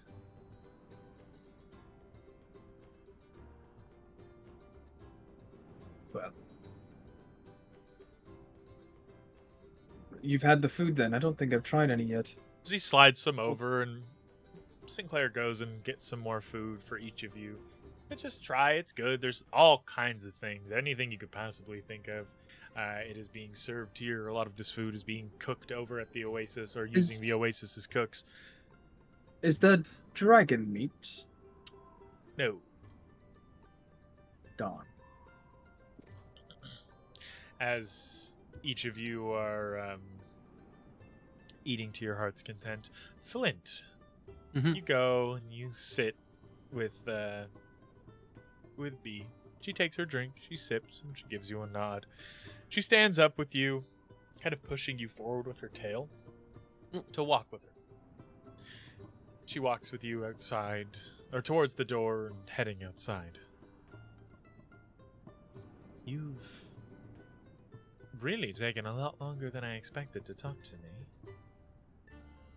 I was expecting a kind, easily suave individual with the way you looked, but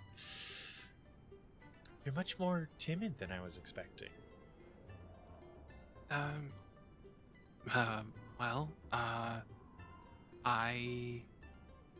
It's been a long time since I've felt like I could, trust people I don't know. It's understandable. I know that better than anyone. She sips her drink. Mutiny and all. Yeah, how did that go about, by the way? They didn't like how I was running things. While we were docked here, they took the ship and they left. Well, how are you running things? I was taking from who I wanted to take from. Didn't matter of who the legend was or what flag was flown. They didn't like that. Any notable individuals? I stole from the odd larger crew. Nobody that I've recognized here. Smaller local pirates from my neck of the woods. And where would that be? Oh, and from Arcanus. Arcanus. Do I know much about Arcanus? Make a history check. Okay.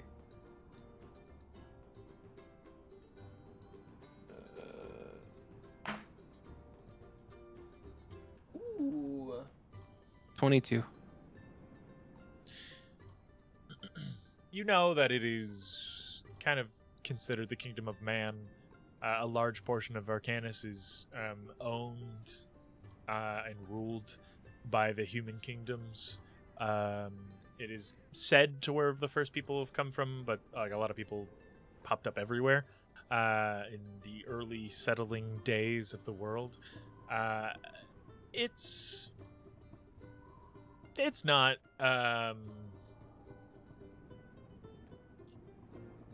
it's not a terribly dangerous place to live. It's pretty well governed and taken care of.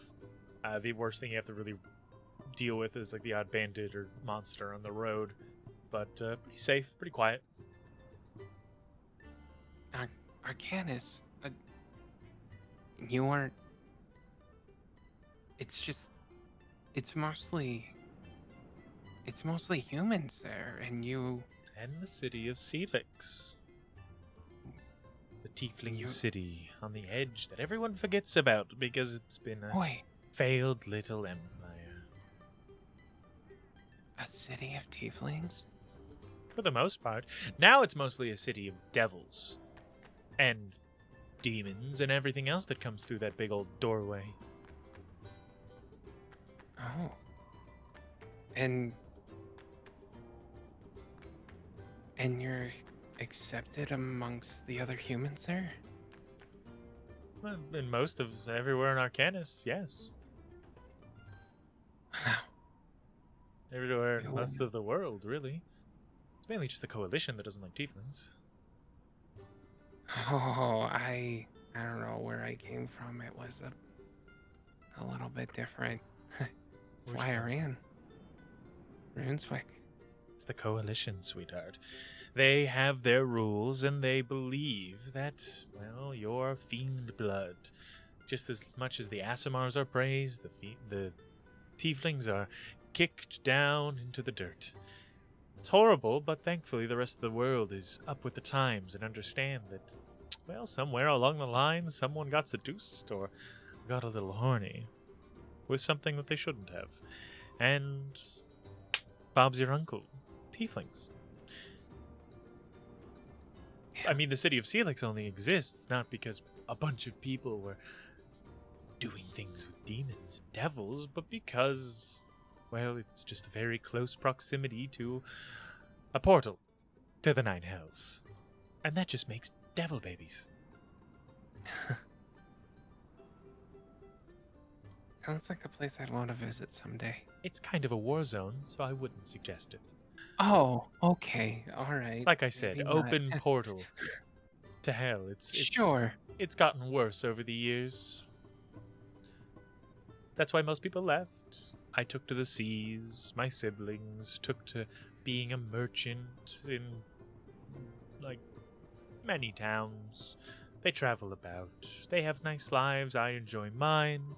There's the odd pirate in the waters, but it's pretty well policed, so we end up sailing towards Avon-Gathir or Ebonvale, doing our business there. My crew didn't like how I was running things, and, well... oh well. Such is the way of things. Yeah. I suppose you're right. I'm sorry. I know this must seem like such a a red flag, but in my most recent experience, this is about the part where something bad happens, and I'm just glad there's a lot of witnesses right now. Oh, You're not darling, gonna. if I was going to stab you, I would have done it back in there. Well, where there there's a was the whole crowd. poison thing, and That was a test. I just didn't want Okay. someone naive at my side. If I was going to flirt with you, court you, bed you, I don't want someone who would just easily be wiped out by mere assassins taking the easy way out and just poisoning your food. That's boring. I'm glad you see it that way. But speaking of bad things, she leans in and kisses you on the cheek. That gross little rat man has been staring at you the entire time we've been talking, and I believe he has something for you. She points over your shoulder as you see Jack O'Connell just leaning up against the stage, watching you. That'd be Jack. Oh. Well, he disgusts me, so Same. I'll leave you to deal with your little fan, and I'll catch you inside, okay? Yes, ma'am. Beautiful. She chucks your chin and walks, swaying her tail as she does.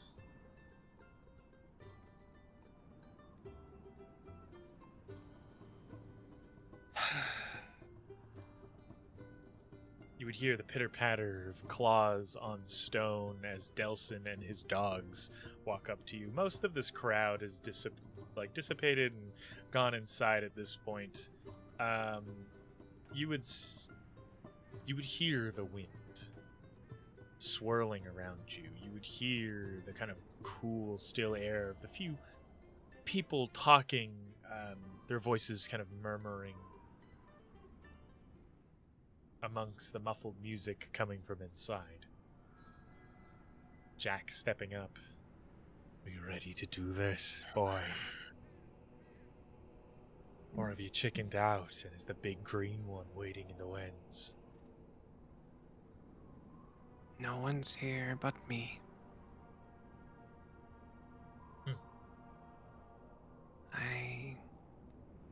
I keep to my word. I hope you did too.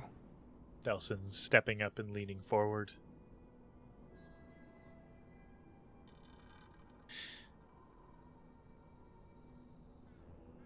I'm here to witness the duel, such as our custom.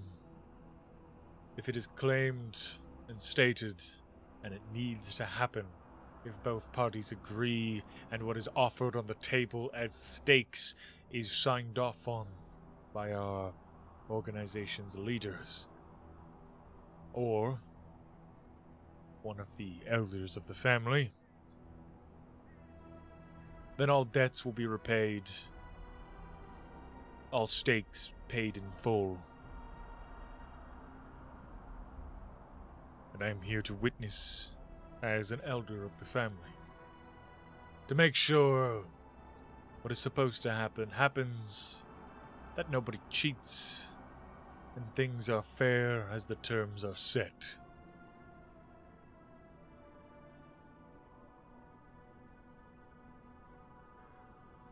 Do you understand, Mr. Lockhart, as he adjusts his glasses? I do. Then, is there any terms you wish to add? As he begins walking to the top of the stairs, cleaning his glasses. Are there any terms you wish to add to this duel? Any other things you wish to demand out of the O'Connells?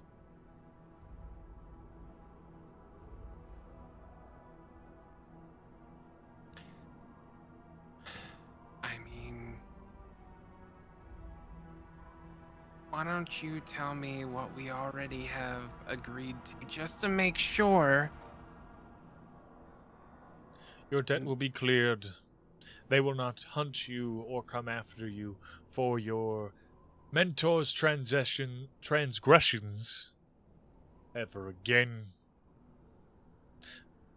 No one will seek revenge, nor myself, Dugan, or any other of our siblings, or our members of our organization. You will not owe a key, a debt, or anything of the sort to the Sons of Argos.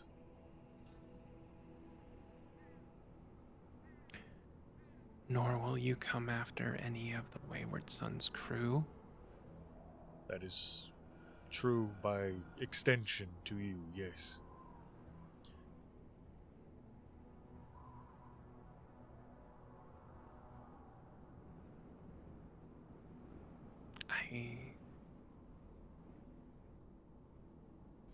I can't think of anything else. Jack moves up to Delson and whispers in his ear. Delson nods. If you were to fail and die, Jack has stated he wishes for you to be resurrected, brought back to life, so that you may live your life, but your arm in its full will be taken as payment.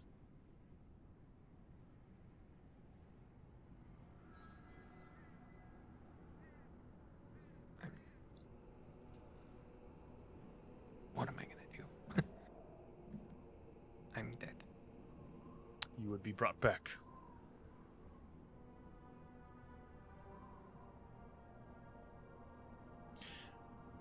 Should all parties agree, this weapon is, or this duel is to be done with fists.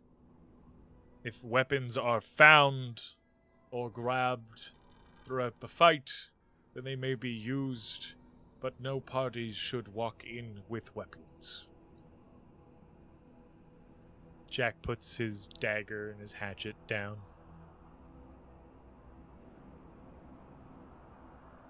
Flint puts his rapier down.